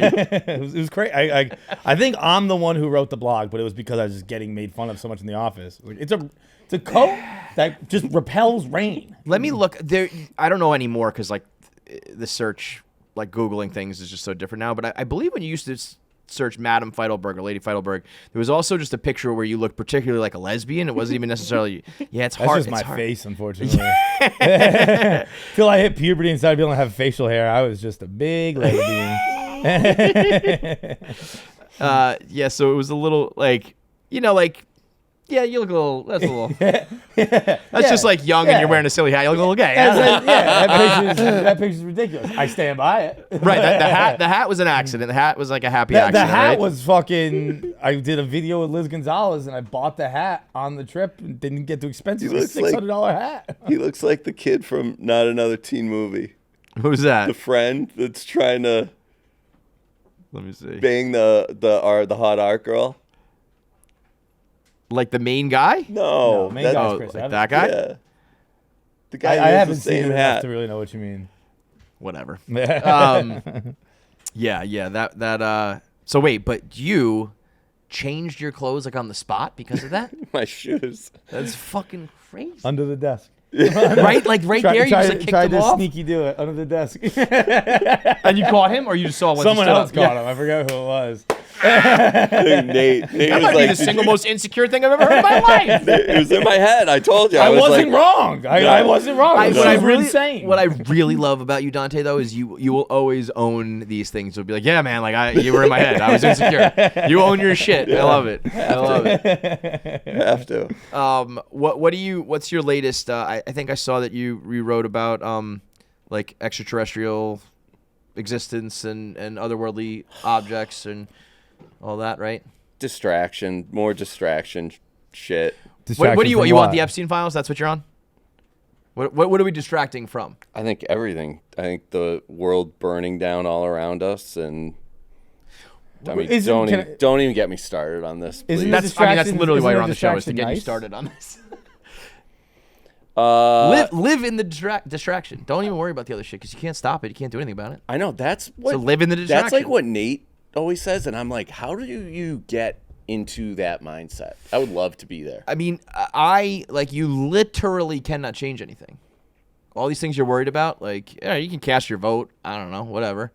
But even you, like, you hated Lori Lightfoot, right? And now you're like, I wish we had Lori Lightfoot back. Yeah. So even when you like get what you want, it's like, True. it's never gonna be good.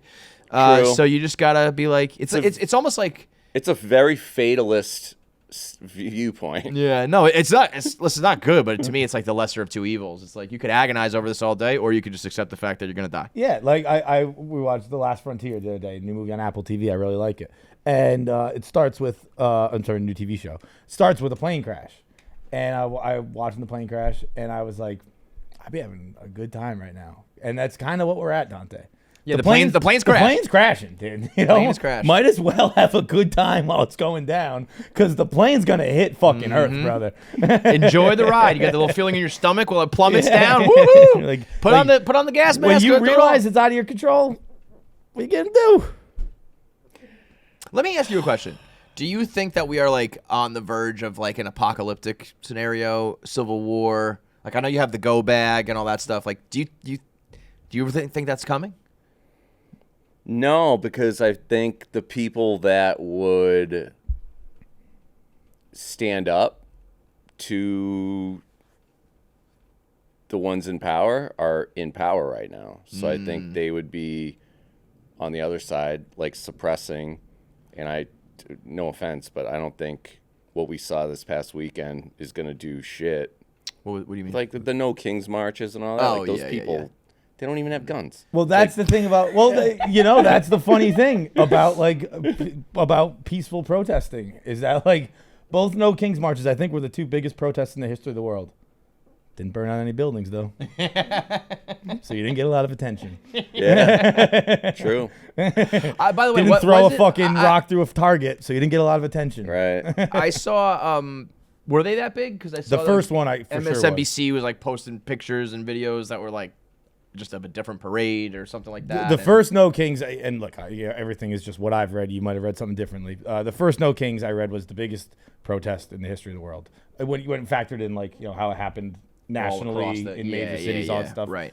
I feel like anyone individually still doesn't even like hold the candle to like the Eagles winning the Super Bowl. You know what I mean? It's like people get passionate about it, but not as passionate about. Same with like the Cubs World Series parade. That was the most people I've ever seen. Right? Yeah. I mean, especially that one. It's like people have been waiting 100 years for this. So, but the parade's always funny though, because it's like people take a picture of 10 hours prior where there's like a smattering of people, and they're like, look, no one showed up. Yeah. And then they take a picture of like a World Series parade. They're like, look how many people showed up. It's like none of this is fucking real. None of this is real.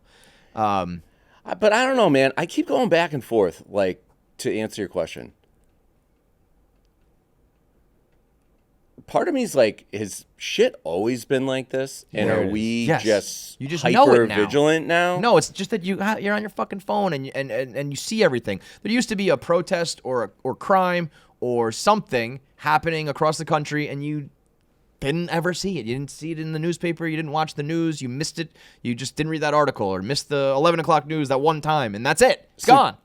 Like two scenarios. One, I went on that cattle drive in Wyoming, right? And the guy who owned the ranch, the farms, Dana Kearns, he's like 80 years old, still fucking working cattle every day, working the ranch.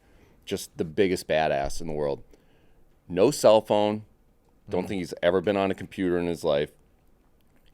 Just so disconnected from the world, and the happiest, most content person, healthy as a horse, like just like his biggest stress. Oh, that'll be his biggest stress. Like you right now. His biggest stress is like herding his herd and turning them staying over. alive, basically. Yeah, it's like sustaining his farm ranch to hand down to his grandkids, and like That's his world. That's his life. We were like joking around about how he doesn't know or give a shit what's going on in the real world. And he was like, yeah, when he like the thickest accent ever. He's like, yeah, when 9/11 happened, I didn't even know about it for a week. My neighbor had to ride up and find me on the ranch and was like, did you hear what happened in New York? And I was like, what?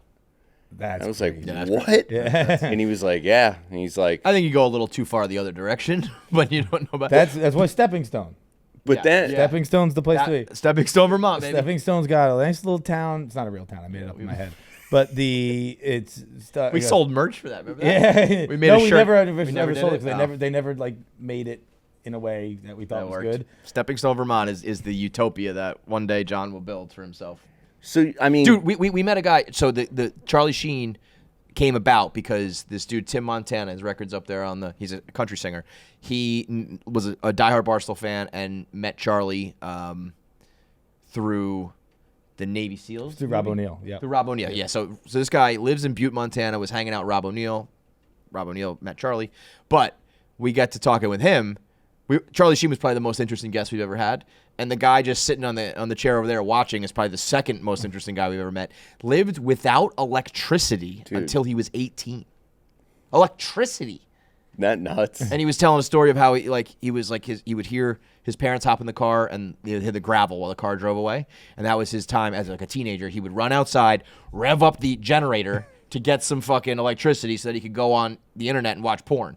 And he'd be like, while I'm firing it up and it's buffering and downloading, I can hear mom and dad coming back up the driveway and I need to run out there, turn off the generator, clear the cookies, and then run back to my room. That's what he used the generator for? To watch porn. And then and he got caught so often or didn't have enough time so often that he went out into the woods and he created his beat-off cabin. He had a cabin just for porn and jerking off. Shut up. But then he came of age and moves out, and now he's like on social media and has a music career and shoots music videos and like is, for all intents and purposes, very, electronic and very plugged in. So for half his life lived like a Amish and the other half of his life lived like, because as much as I do, and as I'm getting older, I could see myself being more of that. But I also think of the internet as like such a good thing because I feel like I've met so many people. But beyond just like I've had a career and money and it's cool and it's funny and there's porn and all that shit. From like a actual point of view of like, is this good or bad for you? As much as it's bad for you because you're doom scrolling and like, frying your brain. I feel like I've met people and learned things and I'm very like I've always said he likes to travel and do stuff. I feel like he's very like experiential and I'm very like interactional, if that's a word. Like I could just sit here, I could DM with somebody in this same room I'm always in, but if the conversation's interesting and you're an interesting person, I'm into that, So That's cool. So like, I guess my point is like, part of me wants to live on the land and be done, and then part of me is like, I wouldn't have met that person or learned that thing. No, that's a you great. know? Honestly, like I hadn't really thought of it from that perspective. But it just comes along with a lot of negative. It's kind of, I guess, it's like anything bad, like moderation. Booze is good. You having fucking a bottle of whiskey a night, it's not good. But being out with people is good. Right. It's kind of the same thing on the internet. It's Yeah. like, are you drinking it? It's honestly, are you rolling over the first thing in the morning, grabbing it and drinking it? Or are you amongst friends and it just gives you have a good time? You know, if you treat the internet like booze. Here's the thing, though. So you were talking about this place in Vermont. Do you really want to go there, end up there, be there, or are you just saying it I've would be joked nice? about it for a long time. I think I remember the first time I did it was when Kyrie was still on the Celtics, maybe, and it was like asking about what I've heard you reference this like several times. future This is holds, and he's like, "I'll be on a ranch." He's like, I think that asked if he's going to be a podcaster. He's like, "No, I will be on a ranch in Texas alone." Which is funny, by the way, because he's like streaming and doing all the Yeah, internet right. stuff, right. But I remember hearing that and being like, "That's what I like," and that was probably 10 years ago. And I'm definitely moving in that direction. I don't know if it's like I love New York City, so like I love being around people and like all that kind of shit. But I also just really do like being left alone in the woods. You also have to remember, we are the first people doing this ever Yeah, in yeah, human history. yeah. The old man who was off the ranch, like he gave up like television and like a flip phone, whatever. Like we are legitimately the first generation that is gonna have lived this and had this. We went and then maybe you make the choice to go live on the ranch. We went from here to here, and then Now will we Yeah, go back you're down right. or we keep going? You're Like, right. These kids started here. right. You're right. We're, And we're the first and only to know. We're old enough to know life without it. Young enough that we adopted it and lived it.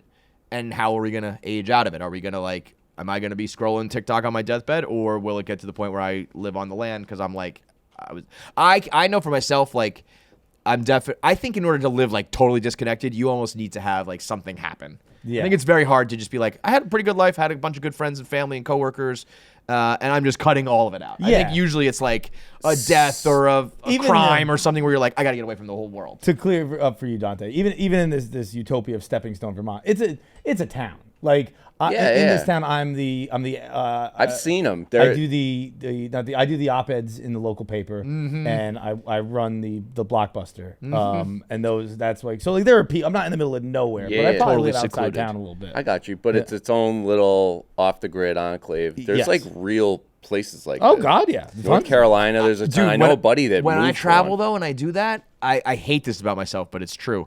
Is like when the waitress takes like 45 minutes just to give you your menus, and when it's like the line is moving slowly, I'm like, come on, let's go.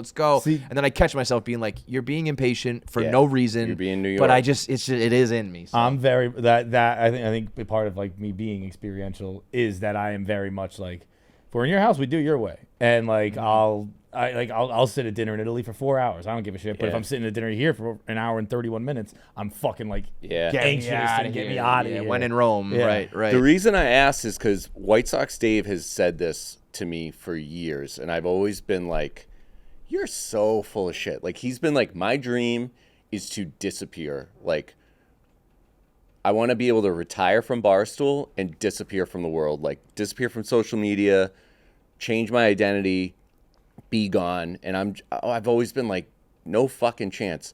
But the last like year or two, I've seen him slowly like, and he's like said shit to me. Like he's taken me aside and been like, "Dude, you gotta like get off Twitter. Like it's fucking That actually is it's a good the piece of worst." advice. Twitter is. He's like, "It's the bad. fucking worst place in the world." He's like, half the people you're talking to aren't even real." Mm-hmm. And I'm like, what? Like be real with me. What brought you this? And he's just like, he's a lot smarter. I know people are gonna laugh at this. He is a lot smarter than he comes off on everything. He has a very good viewpoint of where things are at in the world right now, and he's Is also he in your critical thinking club? he's also yes, and he's also very good when it comes to world history. Like he knows a lot when it comes to like international relations, and he reads a lot. You'd be surprised. I'm not surprised. I'm just curious. I've been very surprised. I've been like very high on White Sox Dave the last couple of years. I like that. and you think he'll do it? I Pull the trigger? think he's really gonna like. I don't think he's just gonna disappear and like quit Barstool and be like peace out. But I think like there was that. I don't know if you saw that clip Pat and Large posted today about I did see Large that. talking about the end of like not working at Barstool anymore. And It's interesting. Those were Large was expressing similar thoughts that I'd had recently, where he was just like, "You're young, you think you're going to be here forever. You're not." Yeah. And I definitely have never thought I would ever work anywhere else. you've never worked anywhere else. I've never have. Well, and that's the I thing. hope So many I don't people, it's like their ever life. do. Like, and the what? company's so good and popular that you're like, why would you ever leave? But it's like, even if things are good, there's like a natural cycle to shit where it's like you Right. might just want something different, or maybe it's good but not great, or whatever it is. And that's not like a bad thing. Largely explaining his, where he's like, I was 22. I was on the American Stock Exchange. I told him in 2 weeks I knew that's what I wanted to do forever, and I felt the same at Barstool. And just the way he's like, yeah, but then life happens, and you fucking forget that like things are gonna drastically change. Yeah. Like that hadn't really hit in with me until probably the last few years or so. But I probably started to be like, oh yeah, like I got a lot of life left. You know what I mean? Like I thought I was done. I got a lot of We life were like left. in our 50s. It's like, yeah, I don't know, just hang on till you can retire. You know? It's like it's too much time. I left, think you that's know? also part maybe of internet life is you feel old younger, because like I've seen so much, I've done so much where I'm like I was like I'm probably about done. I'm like then I like in the last year or two I was like, wait, I'm 37 now, but like 35, 36, like I can't be done. I have a lot of stuff I have to do. Still. I feel the opposite. I feel. What'd you just say? You feel younger, older?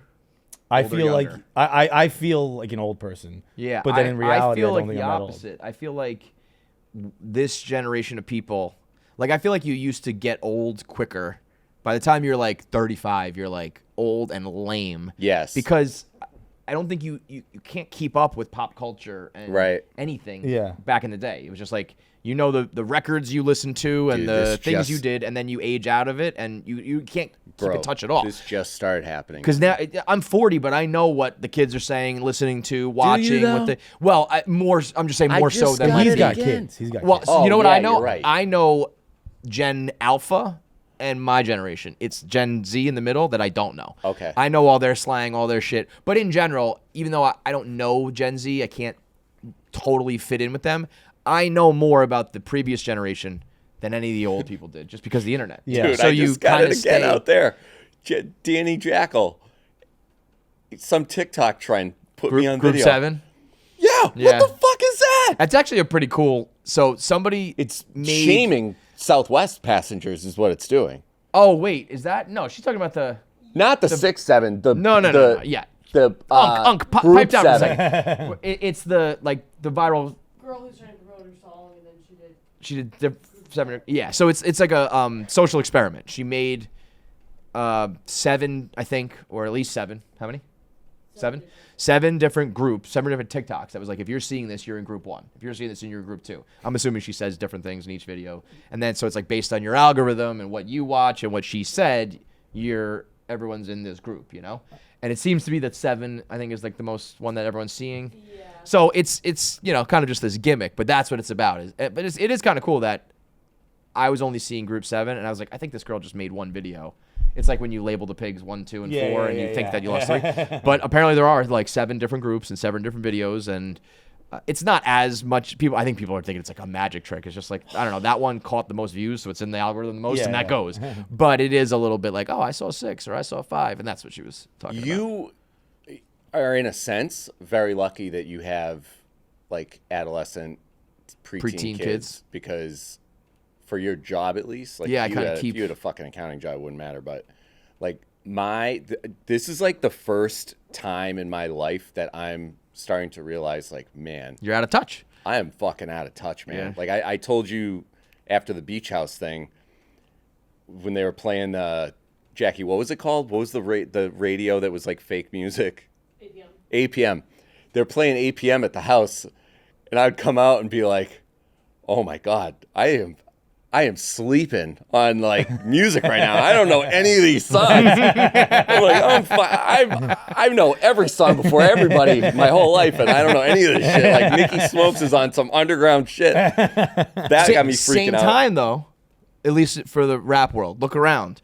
Mobb Deep drops a new album. Ghostface Killah drops a new album. Clips is back. Nas and Premier. Like, I almost feel like Nas never left. Nas never left. Yeah, Nas has been pumping you're right. out albums. He doesn't get enough credit for that. That Kings, It's insane. The Kings' Disease 3 in a row is fucking fire. But No, you're right. I But felt like the Clips and Ghostface album better than 90% of stuff Right. that's come out in the last 10 years. And so for the longest time, specifically with rap, I feel bad about it every time I talk about rap. I'm a broken record, but it's like the only thing I can think of is like I was saying what you said, like, man, I'm so out of touch, and this is what the new kids like, right?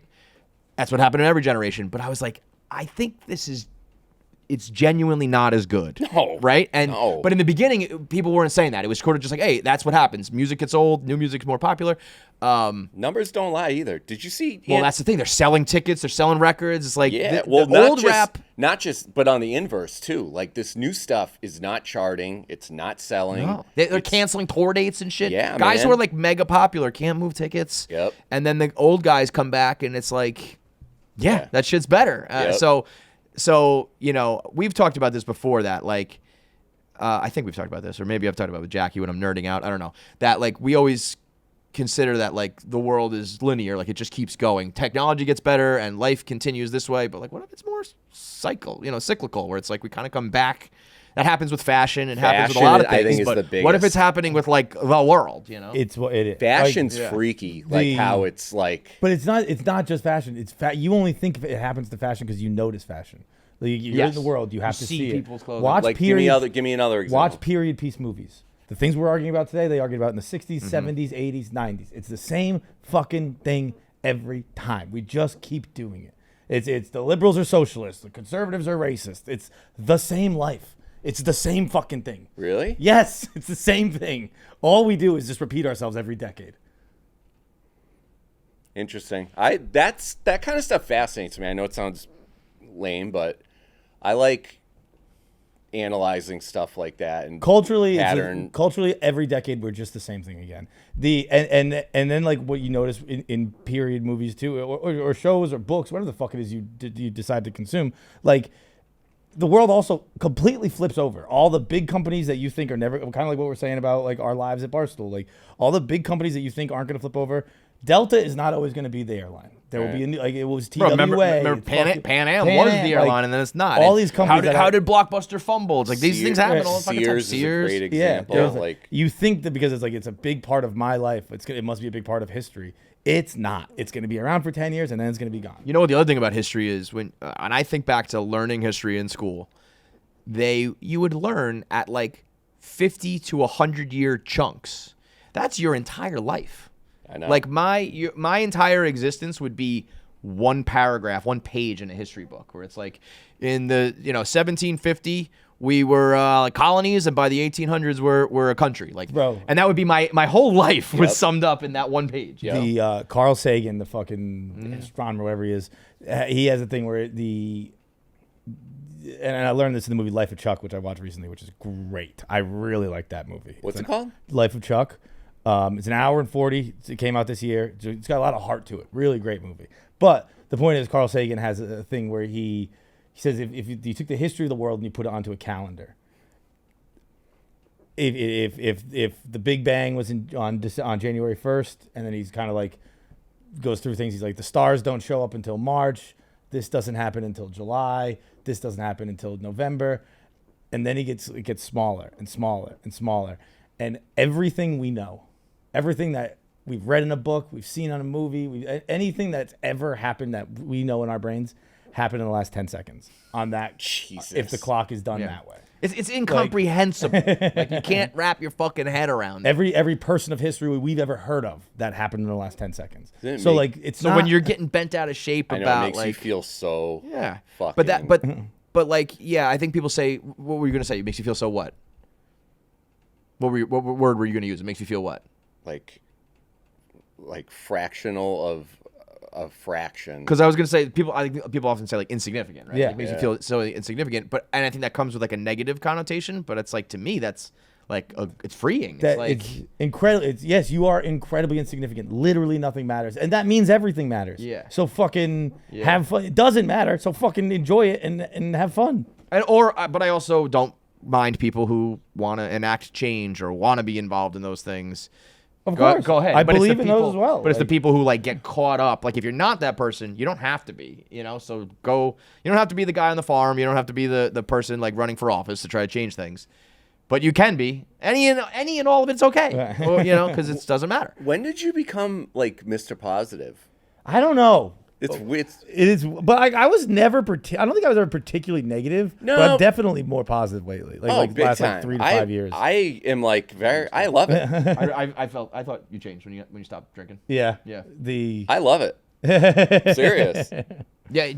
You also have a very because sometimes being like this off the grid talk can kind of come across as like apathetic, indifferent, I don't care. Yeah, and that's that's how- sort of I obnoxious. think that's too. how- you I do think- it in a way that's very like, again, like you just kind of said, if you really care, okay. But I don't, or I know. It's And just the not- thing it's- is, I it's actually very- do. Most of the things I really care about, and it just.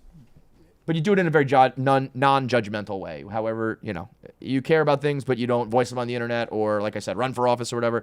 But if you do those things, like, cool. Yeah. I think you're crazy. But I okay. think what you just said, you were like, in the grand scheme of things, we're like a speck of dust, so you might as well enjoy it, have fun. Like old John would have been like what are they in Big Lebowski? The nihilists? Yeah. Like, you would have just been like, we're all fucking like Yeah, going you're just gonna down. die with on this this rock. rock. Who fucking cares? I think I'm operating on like the same wavelength. Like Yeah, but But it is with a positive but skew glass instead half of a full negative instead skew. of Yeah. completely empty. But it is like I do genuinely. I believe nothing matters, and I've always believed that. I guess I look at it. I'm like, well, nothing matters, so you might as well be a good person rather than nothing matters, so do whatever you want. Oh, I love that. I think it's also a level, like, I think life is almost entirely about confidence and being, like, secure in what you do or don't do, know and don't know. And I think, especially early on in your life and then early on at Barstool, you're, like, chasing the success or trying to replicate. You said you try to replicate Dave. Yeah. You want the fans to like you. You're trying to be the biggest. You're comparing yourself, all that shit.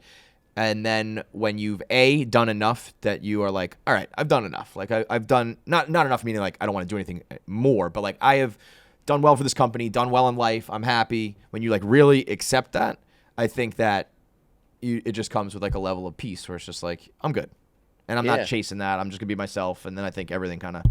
You just change, everything about you changes when you reach that level of like acceptance, nirvana, whatever the fuck you want to call it. For sure. Like there is a point where you get to a point, like exactly what you're saying, where you're like, you can keep working and keep hoping to climb to be the biggest person in the world, or you can be like I'm happy where I am. It's stupid. Because you also never I will want to stay where I am. never be the highest person in the world. You'll never be you know the what I mean? Like I don't I'm not like packing it in or anything like that, but like I hope to like almost like exercising, like it's more maintenance. Yeah, than, 100%. You know, like at first you got to go fucking hard, you Right. got to cut carbs and all that shit. But like then you get to a level where it's like it's maintenance, and like I can be happy living this kind of way. And I think I'm there for at least for a little bit. Whoever coined comparison is the thief of joy is maybe the realest shit ever. Do we know who said that? Is that the a famous? realest dude. Like, but it's so true. It's like if you just stop comparing yourself, you'll be so much happier, dude. I joked about like the whole midlife crisis thing this summer. What's that? Roosevelt. What? Roosevelt said comparison is the thief of joy. Oh, excellent. Thank you. But I, in a like a real no bullshit sense, I'm reaching the point now where, and you'll be good to bounce this off of because you have kids, but I by no means have like made it or been super successful. I've had a tad bit of success in the business world, but that's also a perspective thing, bro. But you have like 10 restaurants. I know, but I'm in just 10 I know, cities. but I'm just constantly looking at like More, bigger. the Tao yeah, groups, of the Lettuce course. But Entertainment that's groups. it. But yeah, and you're gonna keep doing that forever until like when Joe Rogan went over to Spotify, he stopped comparing himself to Right. comedians. He started comparing himself to companies. Right. That doesn't make any fucking sense. Right, but I'm starting to look at like what truly matters, and to me, it's like fuck. Like I need to start a family. I need to have kids because all my friends, that they're like the happiest, most fulfilled people in the world. Like the ones that have little kids running around, and it's like everything else has shifted perspective-wise so much for them, where it's like, yeah, work is important, but at the end of the day, it really doesn't fucking matter. Yeah. And like being healthy, like showing up to, you know, like my business partner has 2 little daughters. This also ties into feeling out of touch thing. My 2 business partners are older than me. I've always been the young. I've always been the young. No, I've always been the young one. Bobby is like the middle-aged one, and he has 2 daughters who are in high school now. And I was always like the one up on the music, the pop culture, what was working like marketing-wise, and all that. And now, thanks to Bobby's daughters, he's in tune with all this Gen. Yeah. What is it? Gen Alpha. Gen Alpha is like the youngest right So now. all these like sayings, the TikTok stuff, he's always like posting. He's getting like an education. The girls are hilarious too. They're like the funniest little girls. And Yeah, but so I'm like realizing like, holy shit, man, I am You want fucking, that. and like I'm like so far gone, like I can't even catch up That's or not go true. back. That's not true. No, I mean, I don't really think I want to though. As a Oh, well, like, I mean, that's a 42-year-old, different story, I don't but- think I want to go like, hey, teenagers, like, fill me in on what's cool. Like, I thought you meant what everyone's talking it's about too late today. for you to have a family and kids. And Oh, stuff. no. It's No, definitely no. too late for you to do that. Yeah, Yes. yeah. Don't Yeah, do that. yeah. Yeah. That's like the Go ahead. I was looking at my my Instagram stats the other day. I was like going into my insights to send them to a sponsor, and I saw that my like biggest demo is like 34 to 44 or something like that, and my lowest one is like 18 to 18 to 24, which is like not good in a business sense. People love that demographic, but I was almost like proud that I was like, yeah, good. I'm like, I want people my age. I'm aging with them, Right. and I almost want the young people to be like, who's that fucking old guy? You know, I don't want to be. I mean, I get you want everyone to love you, but I definitely don't want to chase after that. You know, Right. if they like me, cool. If they don't, like, that's the way it's probably supposed to be. What do your kids think about you? They don't like quite know it. I really haven't like ever sat down and explained it to them. Like we went to a Knicks playoff game together, and it was actually very cool timing because I'd take pictures and people recognize me, but for whatever reason, like 20 people in a row recognized me in like 1 minute. It was like paparazzi shit. It was like picture, selfie. And they were like, what the fuck was that? You know? And I was like, yeah, no, it just happens sometimes, you know? And they're like, you know, are you famous? I'm like, no, but I'm not like regular dads, but I'm definitely not. Don't go around saying that my dad's famous, you know? So it's and like they know that I'm on social media, but not really, because I'm also like so hesitant. I don't want them to go down the road of like how many followers and how many likes and how many, you know. But at the same time, I am like Shay makes TikTok videos and stuff, and she's good at them. She can do these transitions. You know, she swipes at the camera, and then she's wearing a new outfit, and I'm like, sort of like, you know, maybe this is kind of in her DNA the same way. It seems weird because you say that about athletics and sports and stuff. We wouldn't really say that about like the internet, but maybe this is something that is like her, you know, genetic or whatever. And she's got a head start, and she might have a leg up with me if I can help her. So maybe I should cultivate that, you know, but it's also, I don't want her, like I said, going down that road of like the internet being all that matters. But yeah, there's definitely, I mean, the kids thing, the flip side is like, I know you think your friends are like super happy, but I'm sure there are times where they're like, I would love a moment to myself and like, oh my God, Dante can just like go to the club tonight or not go to the club, sit down and do whatever he fucking wants. And like, it's a lot of like fulfillment, but like just genuine, like general happiness, or like your life's not like easy going. You know what I mean? Yeah, no, it's still very difficult. I get it. I'm just saying, and the like, responsibility and the worrying. saying, like, there's like, a lot that goes on the other side of it in too. terms of like business, like you're never going to get to a point where you're like, I made it, I did it. Like, right. I feel like even Dave would be like, bro, Dave like, used to say, still, I want $10 million and I will disappear. I will go live on a beach. And I remember being like, no, like you do these videos and you like these people, you want the attention and the interaction. And he was like, no, I just need the money. And I'm like, well, you know, it's like, when is enough, you know? But it's, the grass is always greener. So I cannot wait for my renovation to be done, not only because that means I have a brand new kitchen, but that means I can finally use my brand new Hexclad cooking ware. Hexclad is going to give you the stainless steel strength you need with toxin-free, non-stick convenience in all your pots and pans. It's the cookware that is as serious about performance as you are about that meat thermometer. You can get slow simmered stews, comfort food, game day spreads, everything ranging from snacks to meals to desserts, whether you're baking, cooking. Hexclad is the cookware that makes it easy. And it's a game changer. They have a 6-piece and a 12-piece set that takes the guesswork out of cooking. One of the things I feel like is almost like a rite of passage is when you get your first apartment and you buy your own. Yeah. It's something you never think of it as a kid. You're just like your mom's pots and pans, and then you're out on your own. I'm like, I got to get some of this too. And you realize it could be expensive. You realize if you buy the cheap ones, they're shit, and it's actually going to affect your cooking. I just thought, I don't know, a pot's a pot, a pan's a pan. No. Hexclad is the perfect balance where it's not too expensive, but it's going to perform like top class, world class chefs. And you got the 6-piece and the 12-piece to take the guesswork out of it. Level up and get all the cookware you need to make your kitchen go from good enough to how could I ever cook without this? Go to hexclad.com/KFC. It's HEXCLAD.com/KFC. Get 10% off your order. It's one of those things, if you have a kitchen, you're moving in, you need new stuff, you're going to have to buy pots and pans. It's a necessity. You might as well hook us up, help us out, and get a good product. Use our link. It's hexclad.com/KFC.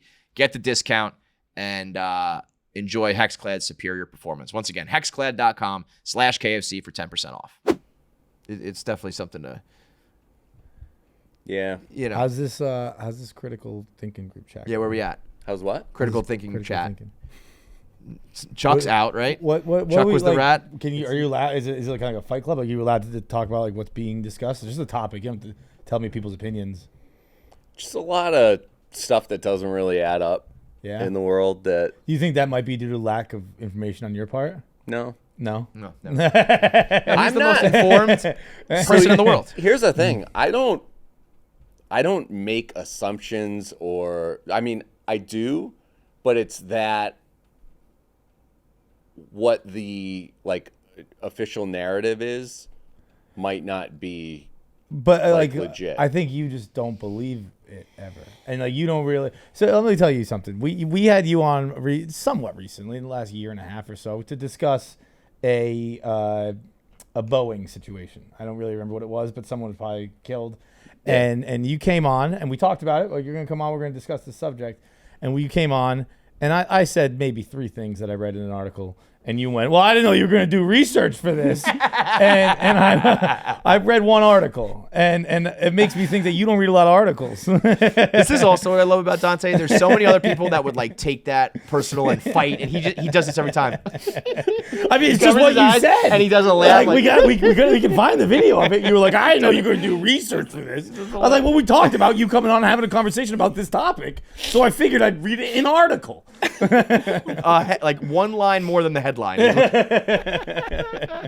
So that makes me think that most of the things you get jacked up about, you're not doing a ton of research on. No, it's actually the opposite. It's I read too many different viewpoints, and I can find myself agreeing with all those different viewpoints. Yeah, you're very like you can get influenced. Yes. But I think that's human, because I think if you're reading a viewpoint and you're like, okay, this is their argument. I on the same way, like 99% of arguments you give it to me, I'm like, yeah, you're making some sense. I'm also very, very distrusting, and I believe like none of what I hear and half of what I see. I know that's cliche. Yeah, but then you were also like reacting to all of them. That's not true though, because it sparks something in you where you're like writing a blog or a video that's like fuck this, you know? Yeah, but I really, really don't want to go down this rabbit hole, but like I don't know if I buy this whole Charlie Kirk thing. Ah, okay. Like the In what more regard? I the person read, they said who shot him, you don't believe that, or the more I read and the more that's like coming out this late after the fact, it's like what the like. This just doesn't pass the smell test. See, to like me. I obviously couldn't possibly disagree with that more, but like that also is what happens when you fucking focus on something. it's the hammer and nail situation. You start noticing things, these little things, and like we were talking about, most of life doesn't make sense. So like you're like every box doesn't make sense. Again, no shit. Most things, most situations you've ever been in don't make fucking sense. Like, how did this happen? It's just that's what life is. I also think that while there is more likelihood of like a conspiracy or a cover up when you're talking about politics or powerful people or money. So yes, that the chances of that are heightened. But the fact that all of the big political happenings are always conspiratorial Yeah, is no, like I'm because not- you're making that narrative fit with whether it's 9/11 or an assassination or a pandemic or all these things. Like they can't always all be conspiratorial. Yeah, but no, I do I- get that when you involve the government, powerful people, and money, that there's a better chance of that happening, but it cannot be every time. No, I agree with that. Like something doesn't happen and I'm not automatically like, oh, we need to figure out and dissect a way audit to, all this. a way to disprove this. It's more like sitting back and being like, But when you sit back and wait, what were you going to say? Finish that. Well, I was gonna say the conspiratorial stuff you guys are talking about, and I was gonna change subjects, to be honest. So that's Let me why just say one more thing then, because when you sit back and let it just like come to you, you got to realize that like the things coming at you are not fucking real or fake. I mean, the latest one I saw was the Taylor selling the necklaces with the lightning bolt on it. So it's just got a lightning bolt on it, and that's the SS and Nazi thing. Yeah. So it started with that, which is like, But it's it's just a fucking lightning bolt, right? Well, no, yeah, that's what the SS logo was, a lightning bolt. Yeah, this yeah, is a lightning bolt. yeah, it's like- they it do wasn't look a s- alike. You're right, they're lightning bolts. So then after that was she's selling albums that when you put the 4 of them together, it makes a clock, right? And they said when you look at it, when you put it together, look at the back, the album, because her albums have that like white bar across like a L shape. Okay. And when you put them together, it makes a swastika. And Oh my God. but and by the way, it does, like, it really does look like a swastika. It's not true though. It's like you have to. It's not when you rearrange the. You have to rearrange them wrong. You have to make it into a Yeah, swastika. you have to rearrange them But wrong. people just saw that one picture and one person saying it, and now I've seen a million, 1 Minute Man type video, green screen video, floating head. Look at this, and it's like, it's just Doesn't not that the way. scare you though? Yeah. Basically, Like- everything, if you give it one Google, is not real. Right. It's like that's Right. not what. Or it is real. Like one if you search for, you know what I mean? Yeah, Like, yeah. One way or the other. Whatever the viral thing is, if you look into, like, this is my experience, and I'm not checking everything, but like I'm like, well, that is a little funky, and I Google it, and it goes, that's not real. That's what happened with the Charlie Sheen thing. I was like, he didn't fuck 47. He didn't say that. And you look, it's like, no, he definitely didn't say that. It's. But what was your? I was gonna bring up the Epstein list because Dante likes that, and I will admit, my stance on the Epstein list is, I've dug my heels in a little bit on joking that it doesn't exist. I will allow for the fact that there's some funky stuff, no doubt. But what makes me think about it is like how the government now won't put anything out, right? Isn't there the chance that we've elected the conspiracy theorists?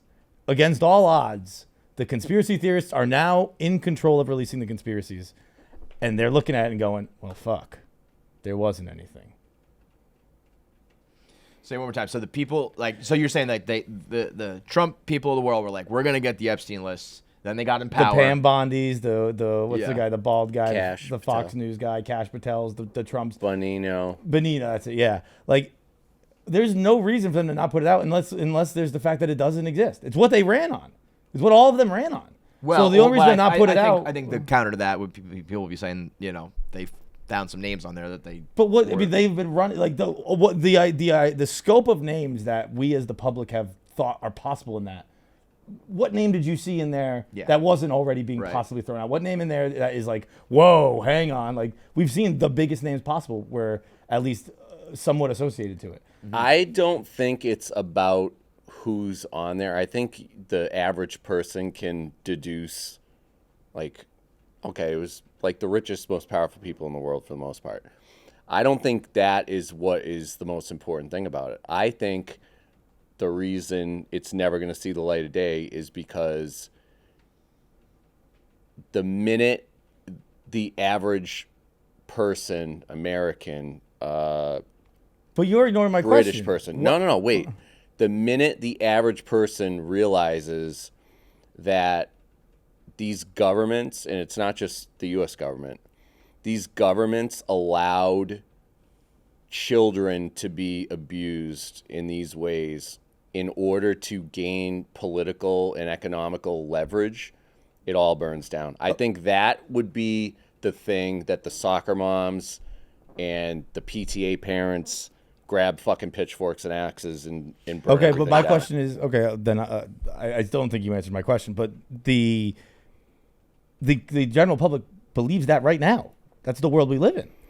Right, but They believe that. Also, there's a difference bro, between a like thinking it and knowing seeing it. a smoking gun. And I agree with I could that. see a world where if I ran for president, I was like, I'm going to tell you who killed JFK, where the aliens are, what the Epstein files is, and then let's say you get there, and someone's like, sir, if you do this, here's what's going to happen, and then you like learn about the fallout, and you might be like, exactly oh what shit, I I can't. exactly what I think happened. No one told them that before they did the Epstein Files release party.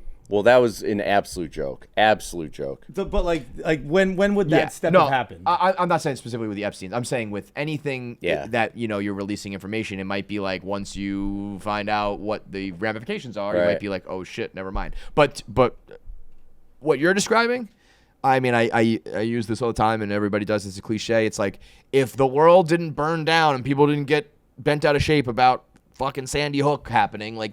What's gonna? You know what I mean? I remember there's a big movement right now of like MAGA moms posting them and their sons, and they put on this dramatic music and they say like, I'm raising a lion, not a sheep. And this is what Erica Kirk was talking about when she said that, like, that you awoke a sleeping giant. We are the giant mamas. Like, let's do this. And a lot of people in the comments were like, so like when kids get slaughtered at school, that didn't get you guys motivated, but like this one guy did. Now you're gonna raise the lions, but not when, you know, kids die. So it's like, yeah, but you're not wrong in that people pick things to get. The Epstein files is more important than school shootings or anything else right now, or whatever it is. People latch onto them. But yeah, I think your point stands. It's like I just don't get why they would do all this and then not do it. not do it. I don't understand the argument for not releasing it. The only thing that seems a little extreme, the switch up of like him being like, why are we still talking about this? That's like so egregious. Shady, dude. That it's like it's shady. It's gaslighting. Like because I think, but I don't think I think it's more mass hysteria than gaslighting. I think for sure there was some funky business. Obviously, fucking Jeffrey Epstein is a horrible person who did really bad things. I also think I accept the idea that someone thought they had a fucking plea deal with the government. They lost their plea deal. Now they're going to jail for being a pedophile, and they decide to kill themselves. That makes sense to me. Mm-hmm. Yeah, that one's not like I don't know. I don't necessarily think that's what happened, but it's not that fucking far-fetched to like believe that. Thing. Yeah. Like the whole thing stinks, dude. I mean, Johnson and like, you know, Speaker of the House saying on camera like, Trump's not in it. Get off it. Actually, Trump's in it because he was an informant. Oh, I never said that, even though I'm on camera saying that. Yeah. And then blocking all these votes to disclose it. It's like, again, it's like if there's nothing in it, just say put it out there. Make us look like idiots. Make everybody look like, oh, yeah, I guess there was nothing. But don't hide it. You know what the thing? I think it was Pam Bondi was like, I have it on my desk right now, and then was like, never mind. That's like, well, so either you're incompetent or lying. I think that like it didn't ever really because there's nothing. Right. I don't know. I don't get why they would be so. But then I feel like then the line should have been like, I said that I had it on my desk because like I was trying to do XYZ, and that was a lie. Like you gotta, when it's that big of a lie, you almost have to come clean in some way, because otherwise it's like, well, now I can't trust you about anything because you said you fucking had it. Yeah, that's a little tough. Did you see RFK talking about Epstein? I understand what he meant, what he was doing, but it's a funny tactic. He was talking about how he's been at parties with him and stuff. Oh, and he was like, yeah, it's not that big of a deal to me. He was everywhere. It's like, I hang out with Harvey Weinstein and Bill Cosby and da-da-da, and he rattled. It's like, Jesus. That's not the defense you think it is. I hang out with so many pedophiles, it's not even a big deal, is not a good defense to why you hang out with pedophiles, bro. That's a tough one. Well, yeah. Hey, one last thing. Yeah. This is like totally going left field. How come you didn't go at Dave like you went at Pat Bev for the lead mascots shots? Because Dave's, first of all, my boss. Second of all, half right. So like, I responded to Dave too. Did you? Yeah. No. If you listen to KFC Radio today, I talked to Dave. I talk about Dave and what he said, and I offer my thoughts on it. But he's half right. That also wasn't like a. I took some issues with what he said, but like by my own standards, mascots failed. So like I have to accept that. But yeah, I responded to him. I felt really bad. Whatever. It's not my fight, but I felt like that was pretty shitty because he obviously backtracked after and was like, I forget when it was, maybe on Unnamed or something, like kind of like watered down his initial clip or the clip that I saw. But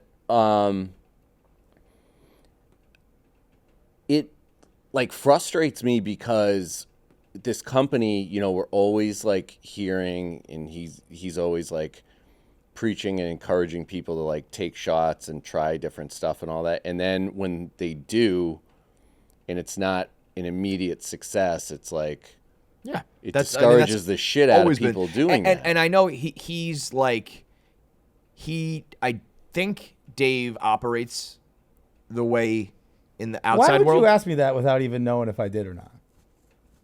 Because I texted you last week. I tried to start a conversation. You completely ignored it, and I didn't want to push it. I But didn't see it. I'm being yeah, I nasty was- now. But also the Like- reason is there was a clip of Pat Bev, and I don't think there's a clip of Matt. that's what Right, bothers me. Right. It's That, like people watch clips and but, not. but like to watch a clip of a 3-hour podcast, and be like, but you didn't say anything about the. Like, yeah, I did. I did. Like that clip didn't get millions of views, but like I fucking said, I replied to that as well. I totally agree with you, but I think we are at the point where we have to accept that like the 3-hour podcast is no longer really the medium that people are going to consume. So it's almost like but that's being that is exactly what like bothers me about like social media, because like I can envision people tweeting that at me. Why didn't you reply to Dave? I fucking replied to Dave. You just watched this clip instead of the other clip. But, No, you're right. That's my bad. What if it's almost like if you did like if you're an important person, you did like a sit down interview with like Barbara Walters or some shit. You didn't talk about something there, and you were like, no, I spoke about that at like the little like town hall meeting thing. You know, it's like, well, but nobody watches that. People watch Yeah. this. You know what I mean? It's almost like we have to get used to the fact that it's like when people say like, you know, do your research, and we used to be like, I'm not gonna like do my research, you know, like, you should be informed, and I'm not gonna like go out of my way to like learn. I'm not gonna do about my this. research. I'm gonna let the people who fucking studied it for 40 years do the research for me, and I'll read their stuff. My point, I'm with you. I'm just saying that we're at the point where it's like, I think you used to be able to say, go watch the whole podcast, not just the clip. It's like, no, people watch clips. That's Yeah, what they right. do. They don't do. The But podcast I'm sorry. anymore. I honestly didn't see your text. What's your question? I was like, how much did you? And you don't have to say that on. You don't have to answer me. But how much did you spend on that?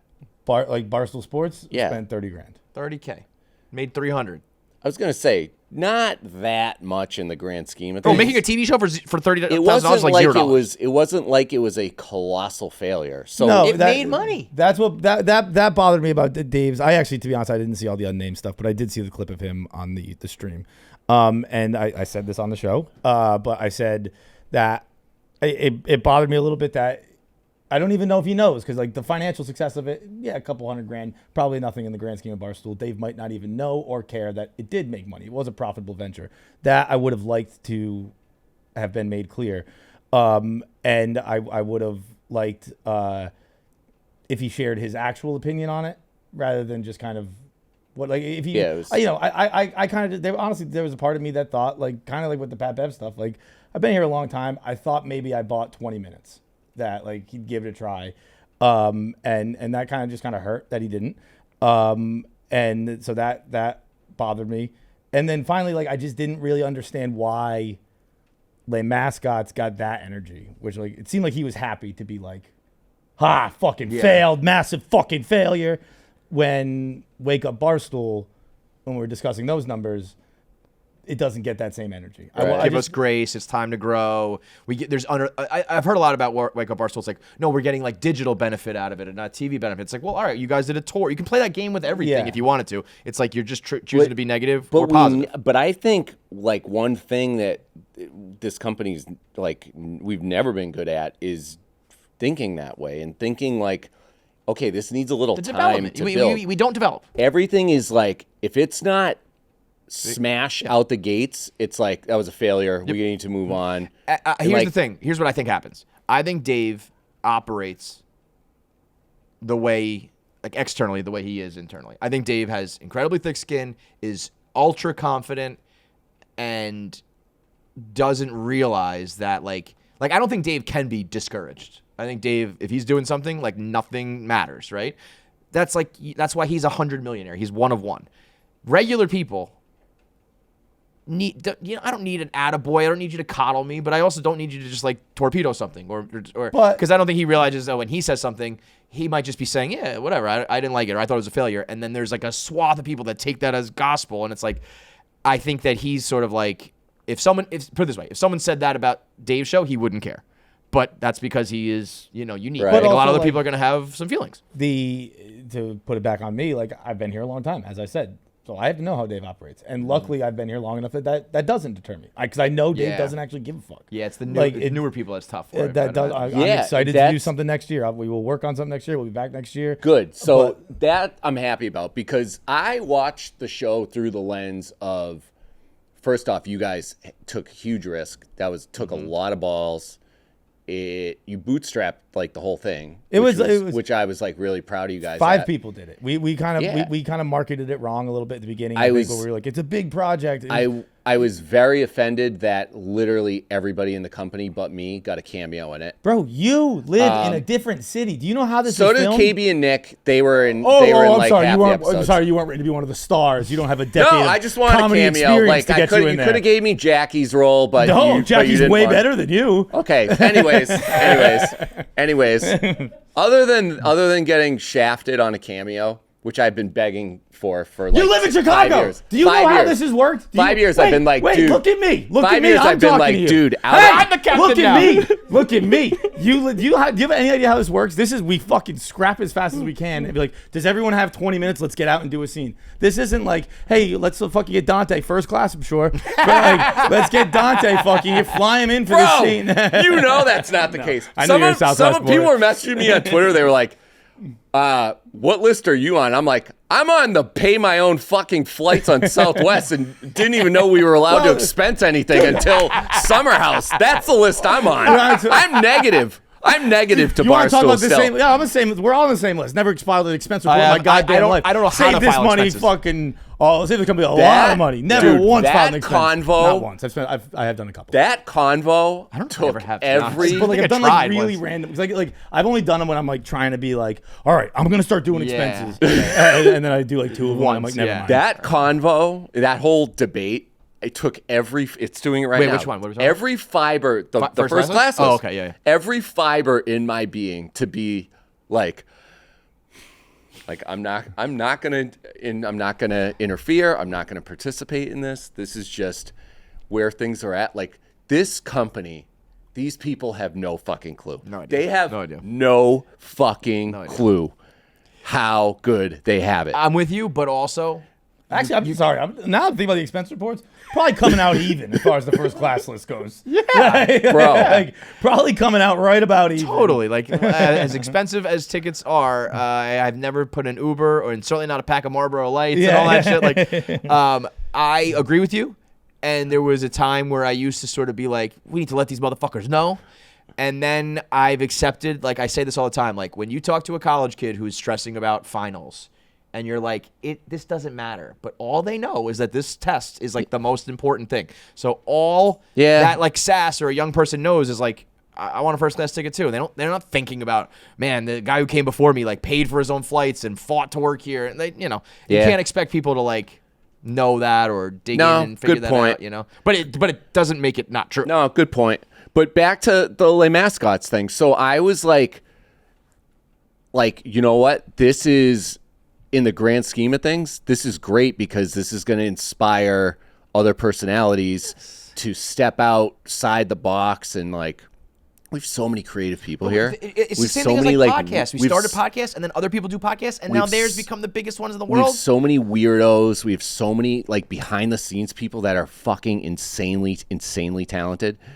And I feel like that zapped, hopefully not, but I saw that and I was just like, fuck, man, that like, now like these young kids that. For every one John who's like, Yeah, that like sucks, these- but I'm going to keep going, there's 10 young kids Yeah, who they are like, want to well, I like don't want to stick their get neck yelled out at. and do something. Yeah, like the last made thing fun they of, want not to do yelled is, at, but- so that like. I can tell you, it did not affect out of order. It's a bummer if it'll prevent Good. other people from doing it, but like. But no, you we're- got to realize that you're leading that pack of like veterans. You're a veteran, and like I think you're giving them the confidence and the encouragement they need. Whereas if someone else doesn't have that and all they have is Dave, it's going to be more.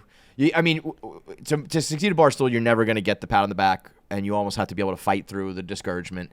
But I think we close a lot of doors, probably unknowingly, by being that tough and argumentative and critical and all that sort of stuff. And I also think you're 100% right with.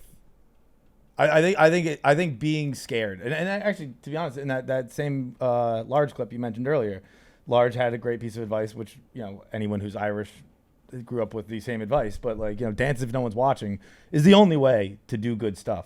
Everything if everyone just keeps trying to do a podcast and a clip show, like there's no creativity happening. No one's trying anything new. Right. I was doing Something's Burning, Bert Kreischer's cooking show, and we were talking about mascots, and he very much enjoyed it, and he was impressed at the budget we had, and he brought up the good point that I hadn't really thought of until that moment, which was he was like, it's so good to see funny people doing other things.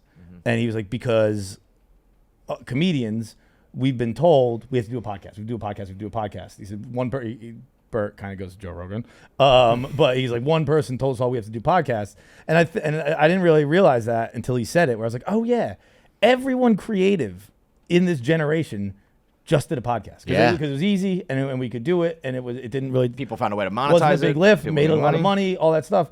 But there's so much cool shit that and we as a people all accept that we are in a comedy vacuum, that there aren't good comedy shows, comedy movies being made. It's because everyone who's fucking funny is busy sitting on a couch telling a dumb story for the 100th time. Yep. And they if do it don't 52 weeks a year, Yeah. twice a week, and they never take a break for it, so they can't take the time to go do a movie Yep. for 6 months or whatever. I am of the belief that you need to chuck up a bunch of shots. And if you're not chucking up shots, you're never going to score. The best way I'd ever heard it put was Pablo Picasso. You know who he is? Yeah, he painted like 100,000 How many works. paintings? I mean, what's his most famous painting? It's the face melting one, right? No, Which one? I don't know.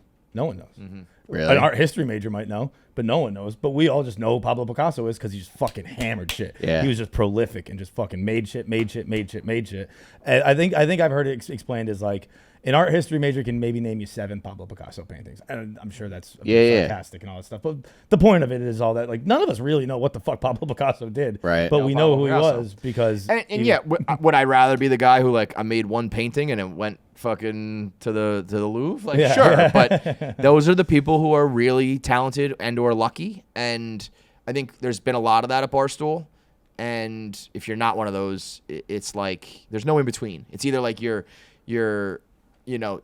caught in the wave, or you are like a new person who's just like holding on for dear life. And if I'm in the middle, like trying shit and failing here and there, it's like people remember your misses and not your makes. Right. And here in the world, but also here in general. So it's like, What's your I don't what's wanna- your not biggest regret, but what was something that you were high on and wish had longer life to it to see if it would have succeeded? Both of you. I think Friday Night Pints was a great concept and kind of it's very like the Yak. It was just like people, hanging out, chopping it up, and it was like, I don't know, how long did we do that for? Like a year? I don't even know. Maybe I would say 2 maybe. 2 years. Yeah. Like it was not short, but not long. By the last like six to 9 months, let's say, finding people to do it was like impossible. It was, That's like, ridiculous. And sometimes we used to do it like live. In the pandemic, it started with like Friday night. And then I understand when we got back to life, like that's tough. So we would do it like on a Thursday and then pre-record it. And it was like, can you guys just like hang out for the afternoon and have a beer with us and talk? And it was like pulling teeth, And it's like, We're doing it again in Chicago. I know, and I'm happy. Like I was Yeah, like, me too. When Ella Kadick reached out, and I was like, they're perfect to do it. And if there's a bunch of people in Chicago that all want to do it, like awesome. But it was sort of like, I remember thinking, if you watch the show, you get like 6 different Barstool personalities. We're mixing up men and women. We're mixing up sports and pop culture. And like from a sponsor point of view and a fan point of view, this is like it. Oh, it's no brainer. And it did work. But then Yeah. people were just like, I don't want to do this anymore, And then for me personally, like I wanted to do the whole comedy thing where it was like do a little bit of the business side and like create a stable of comics and influencers and all that shit. And I wanted to like do it in New York, and it was just made very clear. Like I don't think the people really responded, and then Dave was like, "We're not doing that." And I'm pretty convinced because it doesn't have anything to do with me, and it's not a novel concept. Like that idea would work if somebody were to do it because it's just a good Fuck idea. yeah. But it just never. I mean, it was comical how it was like. I think he bought the company like 4 days after we decided to do that. So it was like.